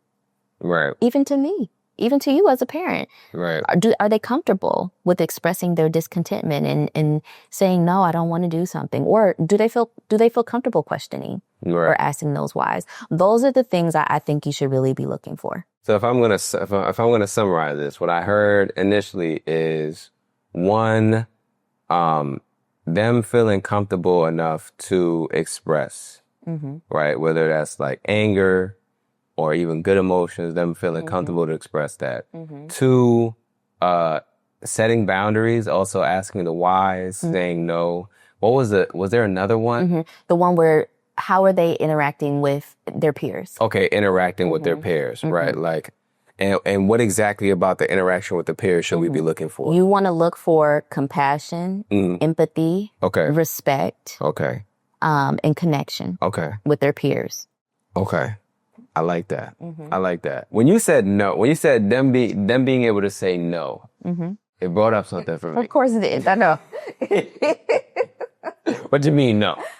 You gonna do what the hell I said. So I'm thinking about that, right? Because I'm like, man, I don't know, man. I don't know. I know that they should be able to say no. I understand that. I'm struggling with the feeling that I know that I'm going to feel when I tell my child to do something and they say no. Right. Yeah. I think that's where the conscious parenting comes in, right? We're supposed to basically dig deeper. What's going on for you? Yeah. We're supposed to basically kind of like understand why do we feel the way we feel around them saying no when we tell them to do something. And I think for me, what comes up is if I'm telling you to do something that you obviously need to do it. So why are you saying no? That's frustrating for me because you're not listening. But is there something that could I be digging deeper?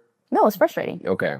It's very frustrating. Okay. And again, well, you could dig deeper, right? But on this, it's frustrating. It is very frustrating when a little kid is saying no, because sometimes there's you got to do this in the moment. I'm thinking of tie your shoes. No. We gotta go. Yeah. Also, there's that time pressure. Yeah. Or for your other examples, it's this fear of, well, what happens if I'm not in control? Right. Or sometimes I think kind of short circuit when it's this moment you don't know what to do when your authority has been questioned. And I think that happens for men often. And so it's that fear takes over. And then that's where you start to implement the control or the harshness, because there's a fear of, well, what happens if I don't have full control over this moment? Yeah. Yeah. Yeah. And so what I would ask you to do, take a second, go in like you just did. It's frustrating, but also it's it might be triggering that fear cycle. And this is this work that you give and take to therapy or journal about or just really reflect on. Why does it feel so threatening when I feel my authority has been questioned or I'm in a moment? And sometimes it's really because people just really don't know what to do next. Yeah. And I'm yo, that's what I'm thinking to myself. Yeah. Outside of I know you said we shouldn't do corporal punishment. I'm still struggling with that. I'm not going to be beating my kids at all. Okay. But I'm struggling with the idea that a child is going to be saying no to me. And I don't know what to do outside of hitting. And so that's why the people who do include corporal punishment, that's their go-to, because it's they often don't have tools for what to do next. But what we've talked about is the corporal punishment will make them do it in the moment. But the long game, 10 years from now, did it change their behavior? Likely no. And so parenting is a long game. We're trying to get rid of this, I'm going to do the thing in the moment that's going to force you to do what I want you to do. It's a long game. And so when you're doing the long game, you also in the moment have to do things that feel inconvenient and take more time, because it has more substance and it's going to increase the likelihood that it'll stick in the long run. I got you. So for instance, that moment, let's say you ask your child to do something, they say no. Okay. You can be frustrated. You can be upset. We're going to ask again, hey, this is what I need you to do. I'm going to give you 5 seconds. I need you to do it. So sometimes that works because it's hey, I am a firm, steady presence and I have let you know what the expectation is in this moment. That's gentle parenting. What if they say no again? If they say no again, okay, so then we got to get creative and really think about, well, what are the consequences here? Right? So that's where we then implement those consequences. We don't have to go to threats. We don't have to start doing all these things. Well, there needs to be a consequence. Okay? So again, I'm just thinking of some other example of let's say... I can give you an example. Okay. Yep. Of what the consequence might be? No, not the consequence. Okay. Let me give you an example of let's say I'm with my fiance. Well, we should be married at that point. Married, that's my wife. We have a 2-year-old. Right. We are out and about. And we gotta go. Let's say we're getting on a bus to go somewhere. Yeah. And my child is no. I'm holding their hand and they don't want to, they don't want to go. Mm-hmm.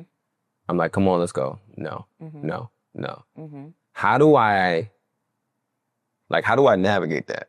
Mm-hmm.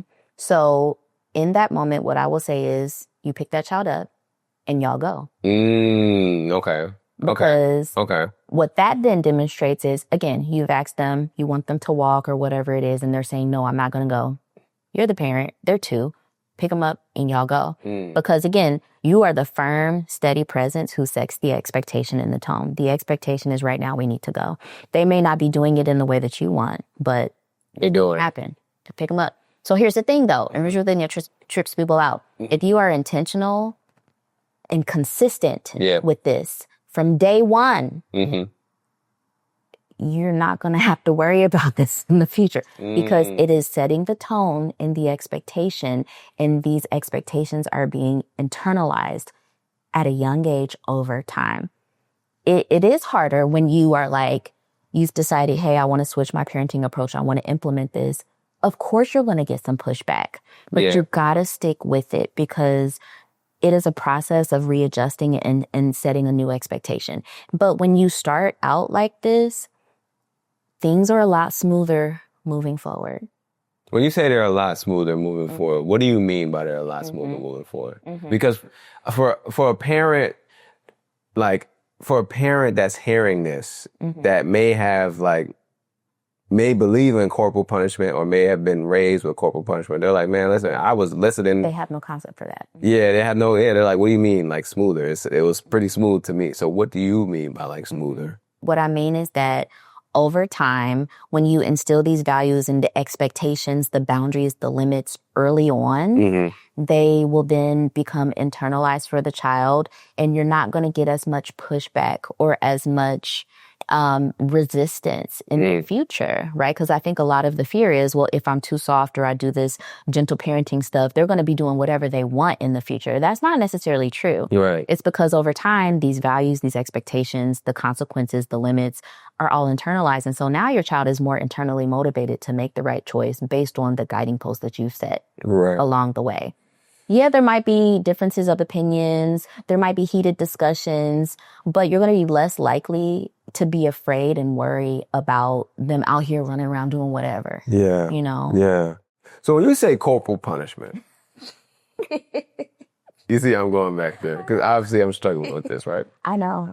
So when you say corporal punishment, I think it's important for me to be honest because this is something that a lot of... they're going to be thinking. Yeah, that's your audience is thinking. Yeah, a lot of men, like, we grew up with being beat. Like, especially, like, men that are from, like, Ghanaian or Caribbean, we grew up on beating. So, like, for us, is like, we're struggling with the idea of not doing that with our kids. I know I don't want to be beating my kids the way I got beat.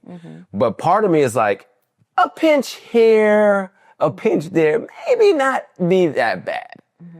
So what are your thoughts? Because I see you kind of cringing. Am I?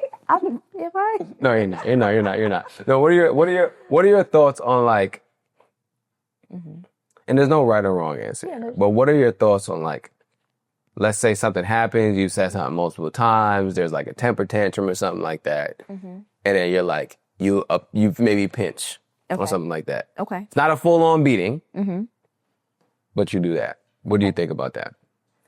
I will go back to the science. Okay. The science tells us that in that moment, corporal punishment or harsh punishment changes the behavior in the short term.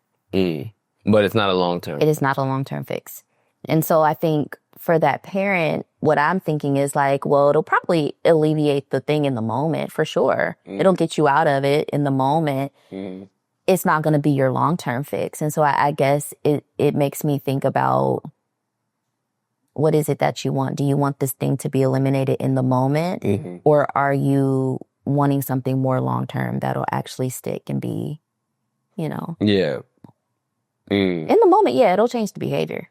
But you're going to have to keep doing it. You're going to have to keep doing it. Because for your child, what then also ends up happening is that it kind of sets the bar, like, well, I can get away with it. But the moment where I'll finally listen is when they pinch me. You know, that's going to be the thing that gives you the most leverage. So you get caught up in this cycle of like, well, I got to do it more. because so don't even create that as a habit, basically. Yeah. But then also, we didn't even talk about this part. So what then if you start pinching? They're going to go pinch the kids at school. Oh, yeah, not true. It's because it's learned behavior. What are you modeling? When you're upset, when you're frustrated, when you're not getting what you want, you pinch. You hit. So again, I'm tired of kids already. I don't even have kids, man. Not them, but I'm like, man.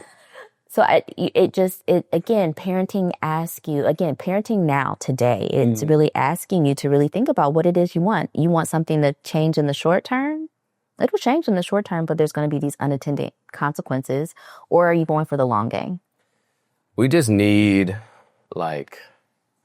we need a foundation that knows everything about parenting, that has people that are willing to just be parents 24/7, that we could just drop our kids off at, and when they're like 10, 11, maybe, everybody could just pick an age. You pay whatever you want yearly.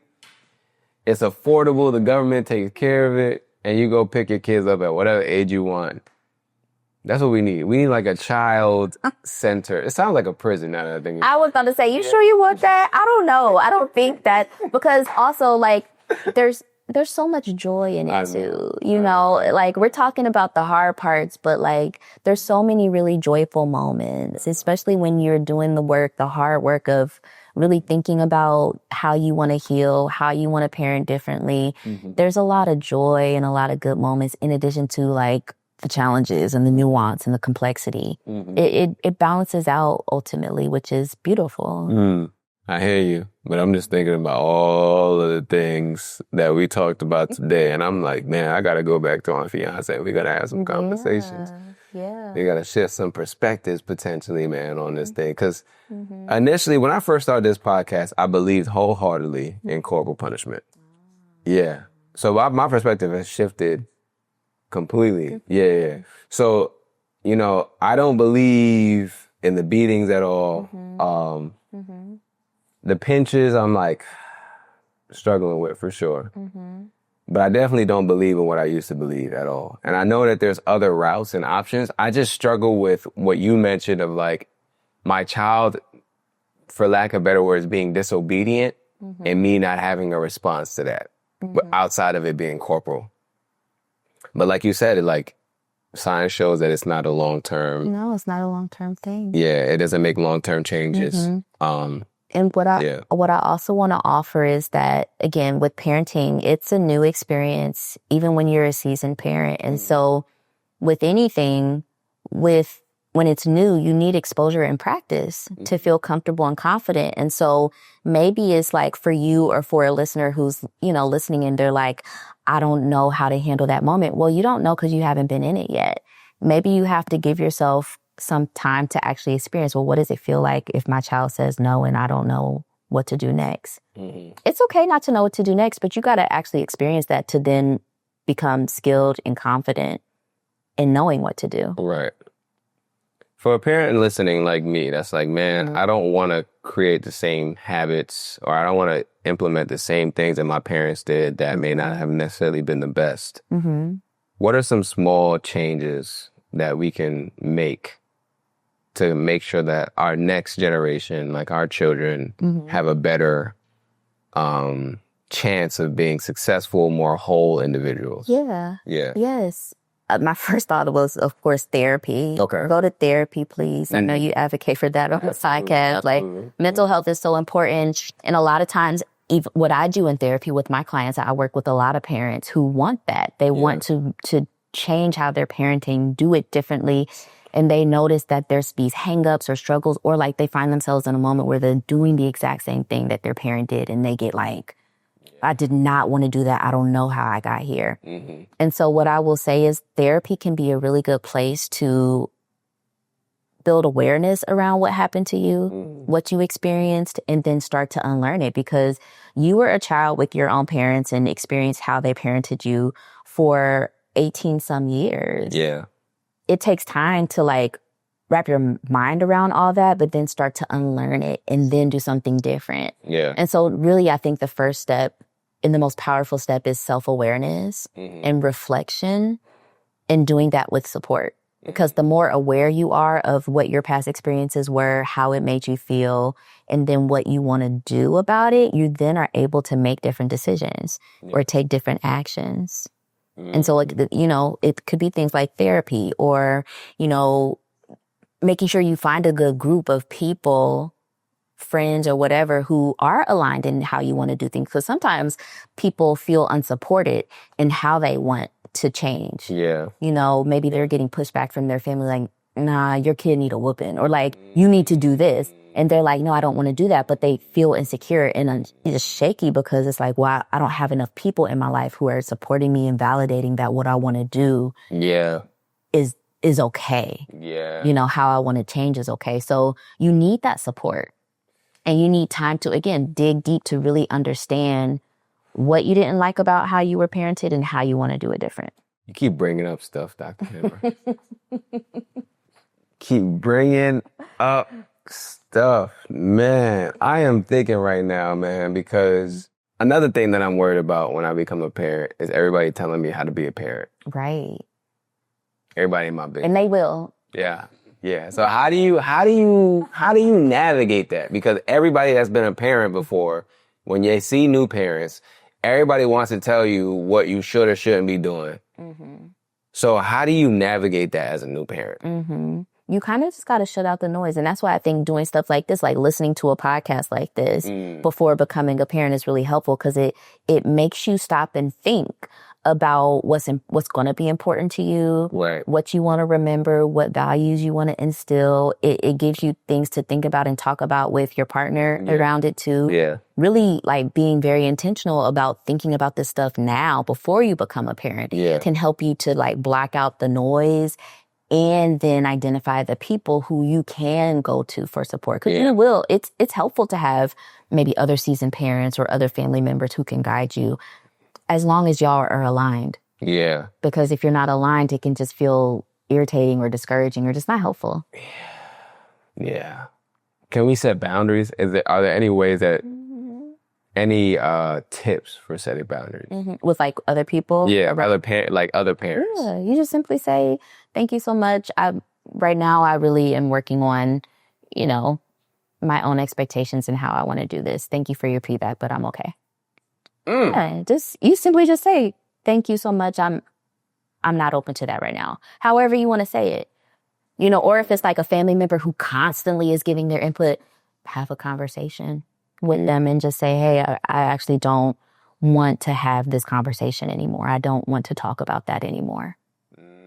And again, it's cyclical, because now I'm thinking about how tough that is, because it's often people who weren't allowed to do that when they were a kid. Yeah. And sometimes it's a parent who keeps giving you, like, you know, hey, I'm your parent. Now I'm a grandparent. I know what to do. Yeah. And now you got to actually, like, say no to them when you were beat for doing that in the past. Yeah. That's very hard. Yeah. You know, but, like, yes, it's okay to set boundaries with people. It's absolutely okay. This is a great conversation. This is a great conversation and a great part of the conversation, because I know there's so many people that are going to experience this at some point and potentially can relate to this right now. What about because there's a lot of fear associated with, like, setting that boundary. How do you navigate that? Of course there's fear, because... Right, but, like, how do you navigate that fear, you know, before or while having the conversation? Because I feel like, there's a lot of different fears that will come up. So I'm going to ask you a question. Is there other things that you've done in your life that you were afraid to do, but you did it? For sure. Absolutely. Like what? This podcast. Okay. Yeah. How'd you navigate the fears? I just did it. I was like, man, I'm just whatever. You just do it. Yeah. It's literally the same thing. Okay. How do you navigate? You do it. That's where the emotional resiliency comes in. It's being able to hold, manage, or cope with the fears or the worries or the big feelings that can feel intense. Being able to navigate those and still walk in your everyday world. And so in that moment, you're like, well, how do I navigate the fear of talking to someone about, my desire to set a boundary? You're still going to be afraid, but you do it afraid. You're able to be emotionally resilient. You're walking into that activity with this emotional strength. I'm afraid, but I'm doing it anyways. And I think the other part of that too, outside of the fear, is the thought that this parent that I'm talking to is going to feel like they're a bad parent because I don't want to get advice from them. But I think I know what you're going to say, which is like, it's not my responsibility to manage their own emotions and responses. And that is where that cycle, again, we are trying to break the cycles, but like you see that cycle has been triggered. Like you might be struggling to manage your emotions and you notice that if you do something, then you have a parent who also doesn't know how to manage their emotions. It's because they also weren't given the tools. In that moment, if you do something and your parent then feels like upset or disappointed because they think you are saying they're a bad parent, it's not your responsibility to manage that feeling. Yeah, have conversation, like provide clarity, like let them know that's not what I was saying. But ultimately, it's their responsibility to manage the fear, the disappointment, the worry, or the discouragement, the sadness that comes up. It's not your responsibility. And you weren't wrong for setting the boundary just because they got upset. You know what I think I'm going to do before I have kids?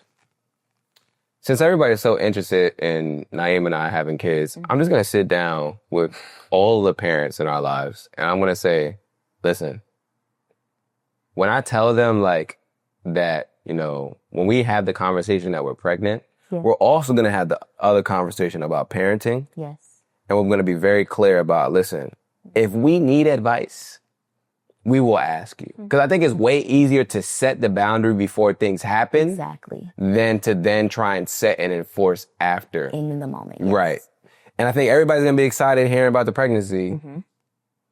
And it'll be a good space to kind of then also have that conversation where it feels light and not like heavy, rather than trying to bring it in post-pregnancy. Absolutely. Yeah. Absolutely. Yeah. I agree with that. I think that would be great. Yeah. Yeah. It's always easier to set the expectation before things get wild and crazy. Yeah. And same with your kids. Yeah. When you do it early and consistently, you run into less problems. And that's exactly what you're saying. If we're going to do it early, we're going to like set the expectation consistently so that when we're in the thick of it, we don't have to battle this. We'll just simply provide reminders of what was already stated consistently in the beginning. What are some routines you do with your kids right now that you're like, man, I'm so glad we started that routine? Oh gosh, there's so much. Like I'm a very routine person. So literally everything. Like, I feel like I'm about to say some of the simplest things, but like really the expectation of like, we wake up early, first thing we do, brush our teeth, wash our face, and then you go downstairs. Or like we have this whole like morning time routine. I actually made a visual for my kids in the beginning to get them used to it, where there was pictures where it was like bathroom, toothbrush, wash your face, get dressed, lotion, all that. So they know that these steps. So now I realize, actually, I just took the little posters down for them because they got it. And I'm not even involved. Like I kind of like redirect often, especially with my son. I'm like, Cedric, you getting lost in your routine? What are you supposed to be doing? So like giving that reminder, but like my kids can do their routine on their own. They're 4 and 6. So things like that, or setting the routine around like dinner time is always around 6 to 6:30, or there's this expectation that if they want a snack after dinner, they always have to ask us. Or I have this, my mom, I feel like when she came to visit, she was so shocked by the kids. Like as soon as they get in, they take their shoes off, they put their shoes on the shelf, they take their backpacks, they put it in the back and hang it up on the shelf. I don't have to say that anymore. Sometimes I'll be like, backpacks, and they know immediately what to do. So little things like that, it's been internalized over time. I didn't have to threaten them. They don't get beat if they forget. A gentle reminder, but just little things like that have been these expectations that are set over time. And also there's so many other things like, at the end of the night, we have a bedtime routine. They always expect one of us to read a book. We say a prayer, just things like that. They expect, and it's a part of their life now, and we're not having to push and pull, and it's not fear-induced. Yeah, because I'm always thinking about the fact that, like, Naeem and I, we're very organized. And one thing I hear a lot with people is like, when you have kids, man, your house is gonna be messy. You can't have white because they're gonna mess everything up and blah, blah. And I like disagree, but I'm also not a parent. So I don't know. What's your thought? It's actually funny. I too am very organized, and Yeah. so I did have to get used to a level of like messiness. Like there's a lot of toys in spaces that I wish there weren't. Yeah. But me and my husband, we always laugh like, and people are always surprised they come in our house. We have a beige couch. Yeah. All of our furniture is light, like, because that's what we like. Yeah. And it's been fine. And it's because we've set the expectation. So it goes back to, what are the expectations? And so for us in our home, it is, we don't eat on the couch. Yeah. You know, we don't use markers on the couch. If you are wanting to use markers, you do it at your table. Yeah. Or you do it on the floor. Yeah. You set those expectations around what you want to protect or the principles you want to guide. Yeah. You can have your light color furniture. You gotta set the boundaries and the limits around it. And of course, mistakes happen. So we got a real good stain remover. Which I got? Folex. Folex? Yes. Okay, I need that. Folex. It literally removes any stain for the mishaps, right? Yeah. Like when the coffee gets knocked over because my husband left his coffee near the couch, or like if a marker does accidentally get on it. Mistakes happen, but the expectations have already been set around this is what we do and what we don't do. Yeah, so you can minimize the amount of time that you so have to minimize it. We set that expectation early and consistently. Yeah, because I'm definitely terrified also of like just my house being like a mess with having kids, because I don't operate well in that type of like dysfunction and just clutter and mess. Like things in our house are just very open, spacey. Like it's just not a lot of like clutter and it almost looks like a model home. That's how mine like used to be. Yeah. Yeah, literally like.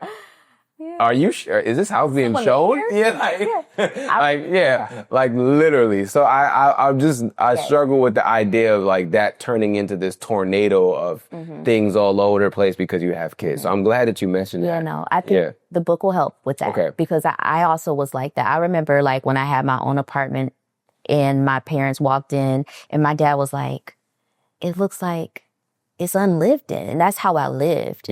My house don't look like that no more. So I really had, so it's multiple things. I had to learn how to manage my emotions with regard to this adjustment process, this stretching that parenting was doing to me. It was teaching me that I needed to be more flexible with how my environment is set up because it's not just mine anymore. Yeah. I have a child, me and my kid, especially my son, we are very different. He is someone who needs to move and be active, and he's loud, and he got stuff all over the place. But also what I realize is that it's important for me to be grounded. It's also important for him to be himself in his home. Yeah. He needs to feel safe to express himself and to live and to be. Yeah. And if that's always clashing with what I need, it's my job to be able to regulate my emotions around it, mourn the loss of the fact that, damn, I don't live alone anymore. And my environment's not going to look unlived in anymore. Yeah. And be able to cope with that while still setting firm boundaries and limits with him and being able to give him the space to be who he is. It's a very complicated process, but I think the book can help. Okay. I really do want you and your fiance read the book together. Let me know how it is, because I think it can help in doing that before y'all become parents. Is going to set you up really nicely. Yeah.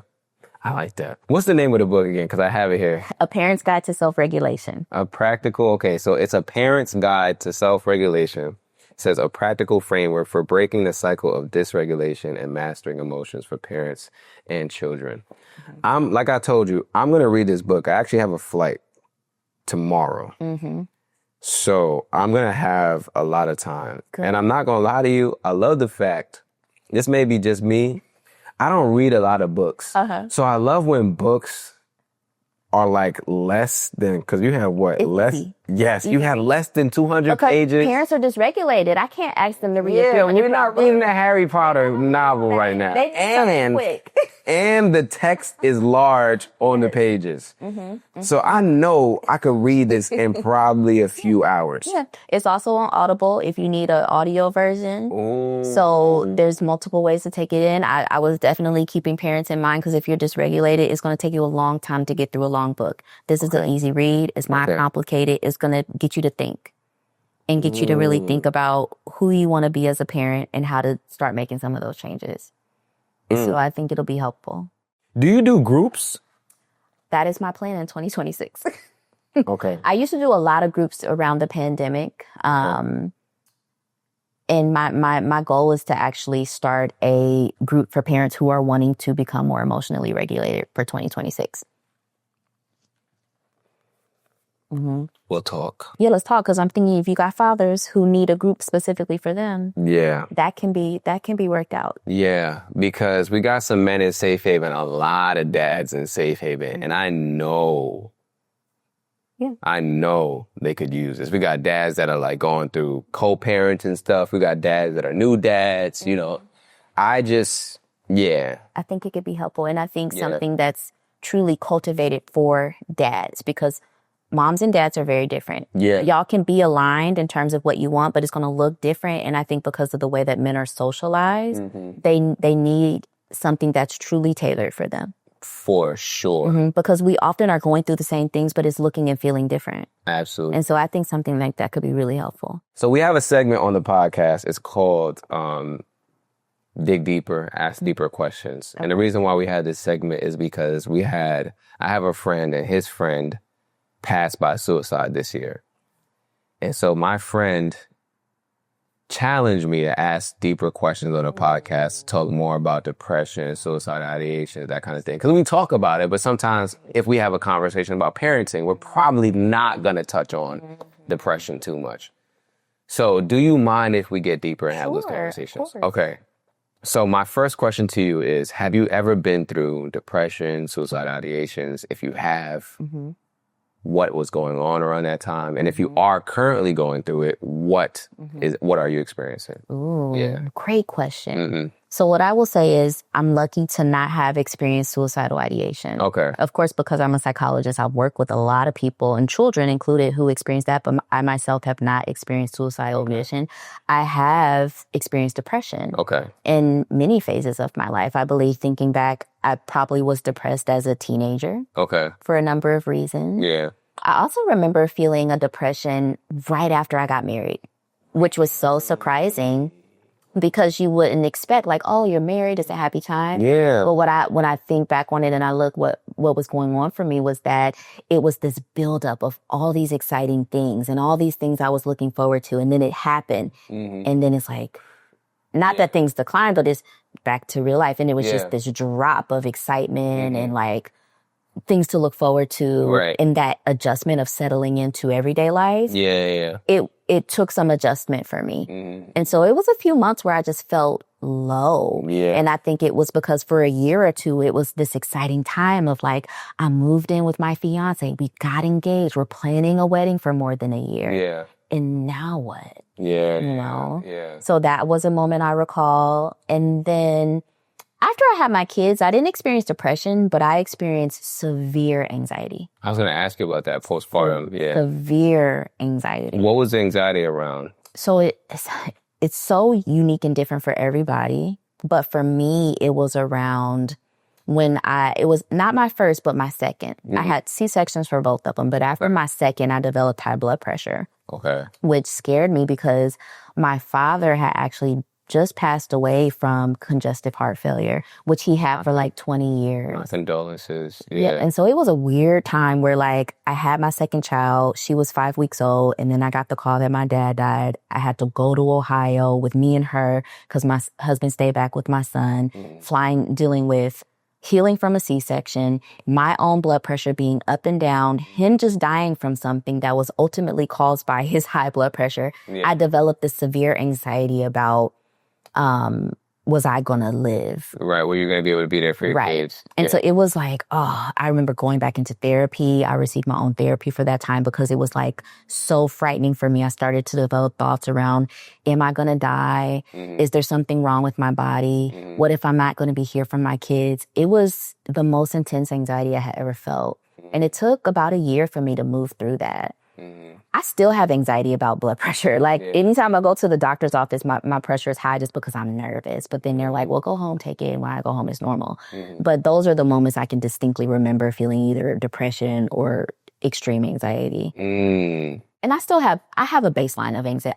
I would say I'm an anxious person, but it doesn't disrupt my functioning in the way that moment did. Okay. Okay. For sure. Have you ever experienced heartbreak? Oh my God, yeah. And what? What?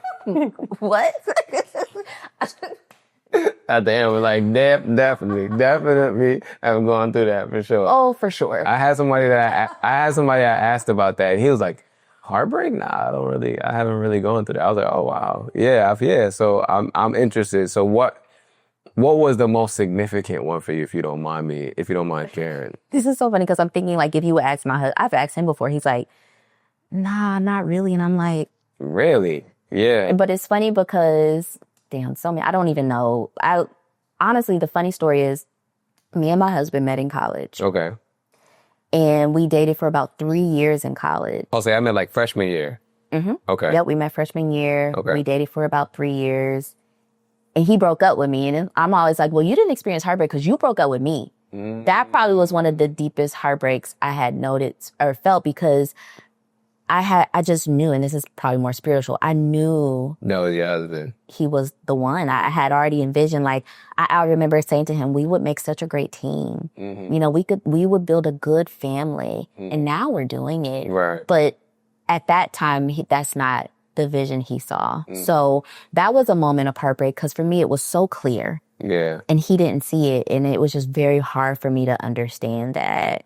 Funny, but we took some time, we split, we were apart, probably didn't even talk for like 5 years, and then we reconnected, and now here we are, and we're doing the thing that I had envisioned. And I just think that life brought us back because I saw it. He says that he saw it, but he ain't see it.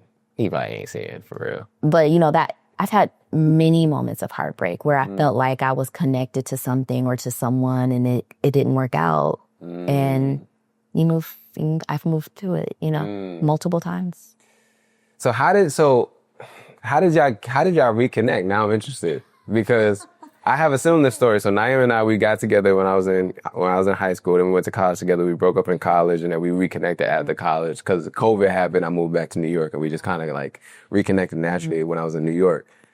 How did you and your husband reconnect? Because it was 5 years. Like, were y'all in the same area? Like, no, not at all. Okay. Not at all. Okay. So his thing is, what he always says is that he loved me, but he knew that I needed to grow.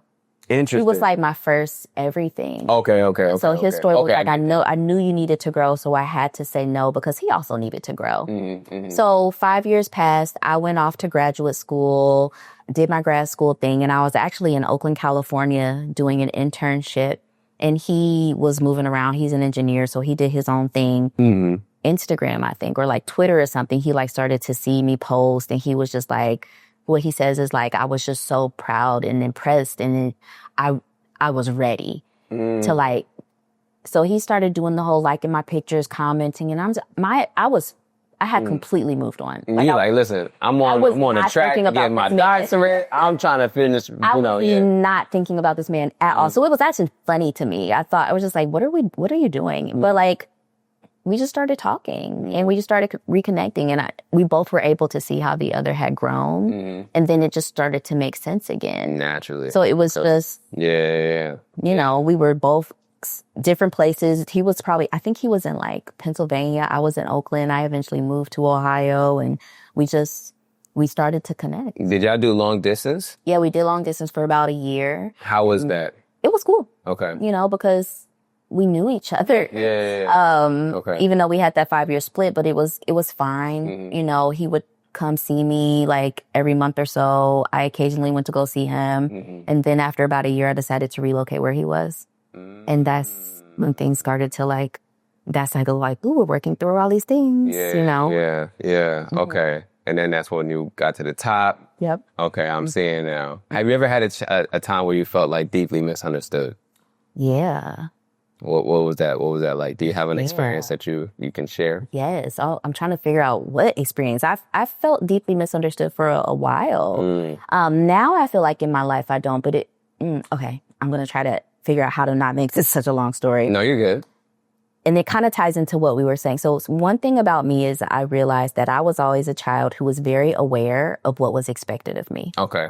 And my dad was a very harsh, stern person. Okay. I didn't ever get like corporal punishment, but my brother did. But like, I think it's because I was the kid who I always did the right things. Yeah. And so what I realized over time is that for me, I don't really think my parents ever really got to know me. And it was because I was so focused on trying to meet their expectations. I got you. And so when I got older, I started to realize like, oh, I have these feelings or I have these desires. I want to do different things. Yeah. I never felt comfortable voicing those because I knew, well, he wouldn't agree. Yeah. They wouldn't agree. And so in my teenage years, I think what caused my depression was that I wasn't expressive. Yeah. I didn't get to just be myself. I felt like I had to start doing hiding because I was so focused on, well, I got to do what they want me to do. Yeah. But when you're a preteen and a teen, that is the time to start exploring who you are, what you like, what you want to be. Yeah. And you need to have parents who make space for that. And I just don't think I got that.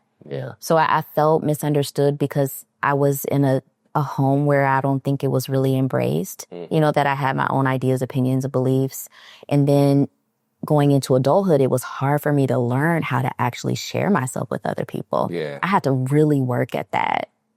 Instead of just like falling back or just like saying what people want, I had to really practice with actually being vocal and open and honest about how I feel. That was a very intentional practice on my part. And it took years. So there was years where I felt misunderstood, but it was because I didn't get the practice to actually explore who I was and just voice my own opinions. I was afraid of my father. Yeah, that fear-based parenting. Well, in my definition, because I know you have a different definition. Yeah, but I like your definition too. The way that I was thinking about it, that impacted your development in a way where it made you not comfortable expressing things that you felt like people wouldn't be cool with. Yeah. It stunted my growth. Right. And I had to work really hard as an adult. And even in like my marriage, it took time to just be open and honest about how I feel. And what I think. Yeah. And now I'm trying to break that cycle for my kids where I always want them to be open and honest. Talk. What do you think? Even if I don't agree, it's okay. I got one last question for you. So we have a tradition on the podcast where every guest we have, we always ask them to speak to the Black man that may be listening to this episode and may be struggling with something. So this episode is about parenting. You could speak about that. You could speak about something that was personal to you that you think Black man may be going through. Whatever it is that comes to your heart, that comes to mind, I want you to speak to the Black man that's struggling right now. Yeah. And you're going to just look in this camera. Okay. Yeah. Sounds good. So to the Black man or father or the Black man who is wanting to become a father, I know that for you likely are thinking about fatherhood in this way that maybe looks and feels a little different from what you've experienced. And I want you to know that it is okay for you to be excited about that journey, but also to feel a little afraid because you might be thinking, well, I don't know if I got the right tools, or I don't know if I got what I need, or I don't know if I can actually do the thing that I want to do, which is to parent in this different way or to be gentle with my kids. Nobody was gentle with me. I don't know if I have what it takes to talk about emotions with my son or with my daughter. I'm afraid that I'm going to be too tough on my son, or I'm afraid that I'm not going to be open enough to really hear my daughter out. I know you might fear and worry that you can't do this, but you can do this just because I know that you're curious about it. You're thinking about it. And I know that you're deeply motivated to parent in this way where you are present, you are showing up, you are being open with your emotional experience, and you can be afraid, but you're doing it anyways.